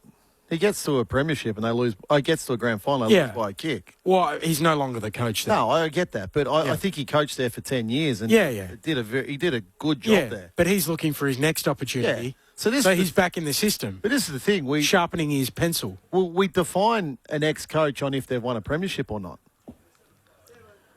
No, but my point is that when it didn't work out at the first place, he's gone back into the system to upskill himself and be ready for the next job. Yeah, and James hasn't done. But that may have been a prerequisite to get the Tasmanian job. We don't know that. No, we don't know if Brendan Gale said, "Hey, Bucks, we want to give you the job, but we want you to get back in the system." But what we do know is that James hasn't done that, and he could have if he really wanted to coach again. Yeah. And then the counter argument to that is he did a little bit at GWS, he's at Port Melbourne now, all that sort of stuff. Now, I'm not saying that's in the AFL system. I'm going to make some calls this week because he did say something very interesting on Footy Classified where he said, to say that I haven't done anything, you need to do more research. He's done stuff at Port Melbourne. Do you know the other stuff that he's speaking about that he's upskilled himself on? I haven't had the conversation. I know he's been incredible with business over the past 6 or 7 years, what he's been able to build there. Okay. Fascinating. I think it'll be really interesting. The other point that I don't think has been discussed is that when James was appointed to be Essendon coach the first time, he hadn't done an apprenticeship then either. He came straight off on the couch. So he was literally sitting on the couch as a footy TV pundit and then was parachuted in to be the senior coach. Now, same thing happened with Michael Voss. Michael Voss was a sign sealed, delivered to go to West Coast as an assistant coach, then got the Brisbane gig, never did an apprenticeship, didn't work out, first time for him at Brisbane. So I think Lee Matthews, when he coached Collingwood, I reckon he had about 3, maybe 4 year break, and then he coached Brisbane.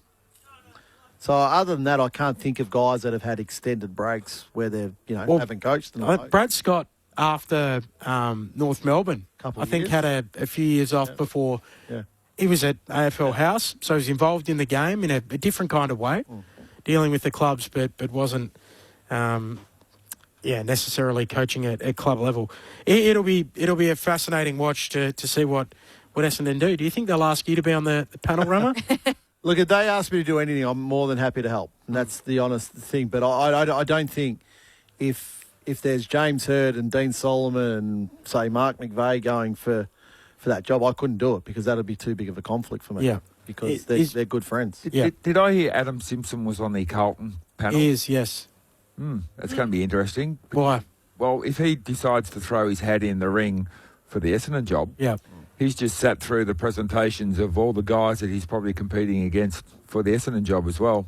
It has been raised. It's fascinating. We asked Chris Davies about it last night, isn't it?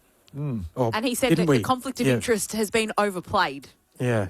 So I don't think Adam Simpson could go for the Essendon job now. But the interesting point is he said he wants to coach again. If he does next year go for jobs, well, he has a lot of IP out of I think other young assistants. Yeah. Got the best minds in football presenting to you. Yeah. You take a bit from each. I think Simo's doing the right thing. Yeah, if you look at, he coached West Coast for so many years, that was exhausting.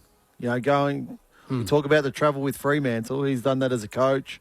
So him having a year or two, he's still relatively young, Simo. So I think we will see him, maybe not this next coaching route, but the one after.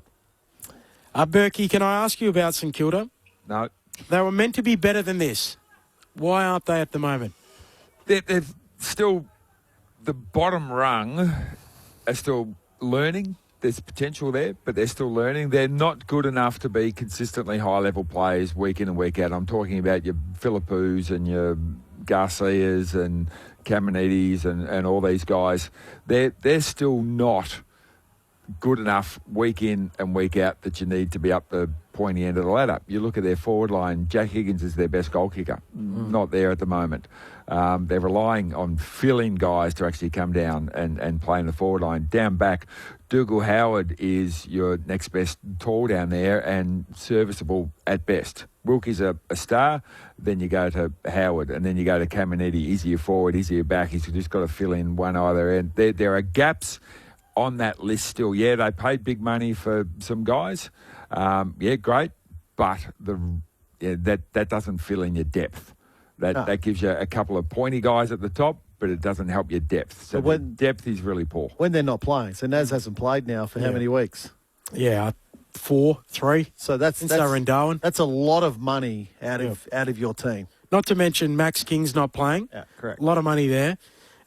They're paying a lot of money to TDK and Silvani, who are playing at the moment. There's reports that Philippou's on a big money deal that is about to start from next year. No, I don't. I think the report's wrong. You think the report's wrong? Yep. Okay. The interesting part in all of it is that if they're paying all of this money to those guys, and then someone like a Darcy Wilson, who might be the best of the young players, gets squeezed out as a result of that, has it all been worth it? Or is it a zero-sum game at that point? Where does that leave them? Look, it's a completely, and I think Berkey's right, it's a completely different strategy that St Kilda are going down. They're simply paying their top end a lot of money, and then they're hoping for the bottom end to fill roles. Now, you look at recent premiers, role players are just critical, absolutely critical, because they're happy to do the job week in, week out, get their paycheck and go from there. But they're also paid quite well, those role players. Now, if you're paying your role players at St Kilda not very much, clubs will just pick those good role players off. They're hoping that success and being close to success will, okay, I'll forego 50 grand and I'll stay here because we're having success. Yeah. If they're not having that success, that's when they're going to find themselves in a lot of trouble. Who's doing the votes? Rama, what have you got for us? 1 to Matt Kennedy, who we spoke to. I thought he was terrific tonight. Consistent four-quarter effort. I gave 2 to Jordan De Goey, 19 scoring involvements, 30 possessions. And I gave 3 to Ed Richards, 24 disposals, a couple of goals. And I just thought he was terrific in the last quarter when the Bulldogs needed him. He was big. I interviewed Ed Richards before he was drafted at the draft combine, and he was one of the shyest kids I've ever met. He was painfully shy, and well, I think he's growing into his certainly he's growing into his career, but I think that leadership is starting to come out of him now. Yeah, I've loved watching his journey all of the way through. Just repeating some of the news. So the Champions League final coming up in about 3 minutes' time, all of the build-up, 1:30 a.m. kickoff, Arsenal and PSG. First time in 55 years that two teams from two capitals in Europe have met in the Champions League final. Also, Arne Slot, sacked by Liverpool, effective immediately, departs with 1 year remaining on his contract. Coming up tomorrow, AFL Sunday with Matt Clinch from 12 p.m. Eastern.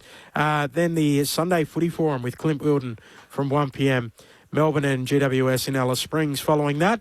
And West Coast and Essendon to finish. Terrible weather forecast in Perth. Every time I put on the TV now, it's raining in Perth. When I lived there, it never rained. It rains all the time.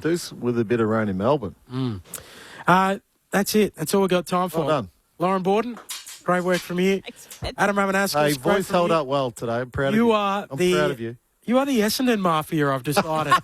You are pulling the strings behind the scenes to get your man Hurdy back in charge. You and Sheedy. The Kingmaker. The Kingmaker. That's what we'll call him. The Essendon Kingmaker. Berkey, great to see you again. You too, mate. The Coringal coaching champion. Poppy Penny down on the boundary. Hollywood Baker up here in the box on the buttons. Mitch Turner back in the studio doing a great job as always. Hopefully you too, you had a good night as well. The Aussies taking on Pakistan in the first ODI and Rawalpindi, 4 for 97 in the 20th over. Short on 46, Renshaw on 13. But from here at Docklands, it was the Bulldogs holding on to win by 4 points over Collingwood. A great mark from Michael Selwood. A game-saving mark saw the Bulldogs improve to 7-5 on the season. They stay in the finals. Placings, Collingwood will likely slip out by weekends. And from us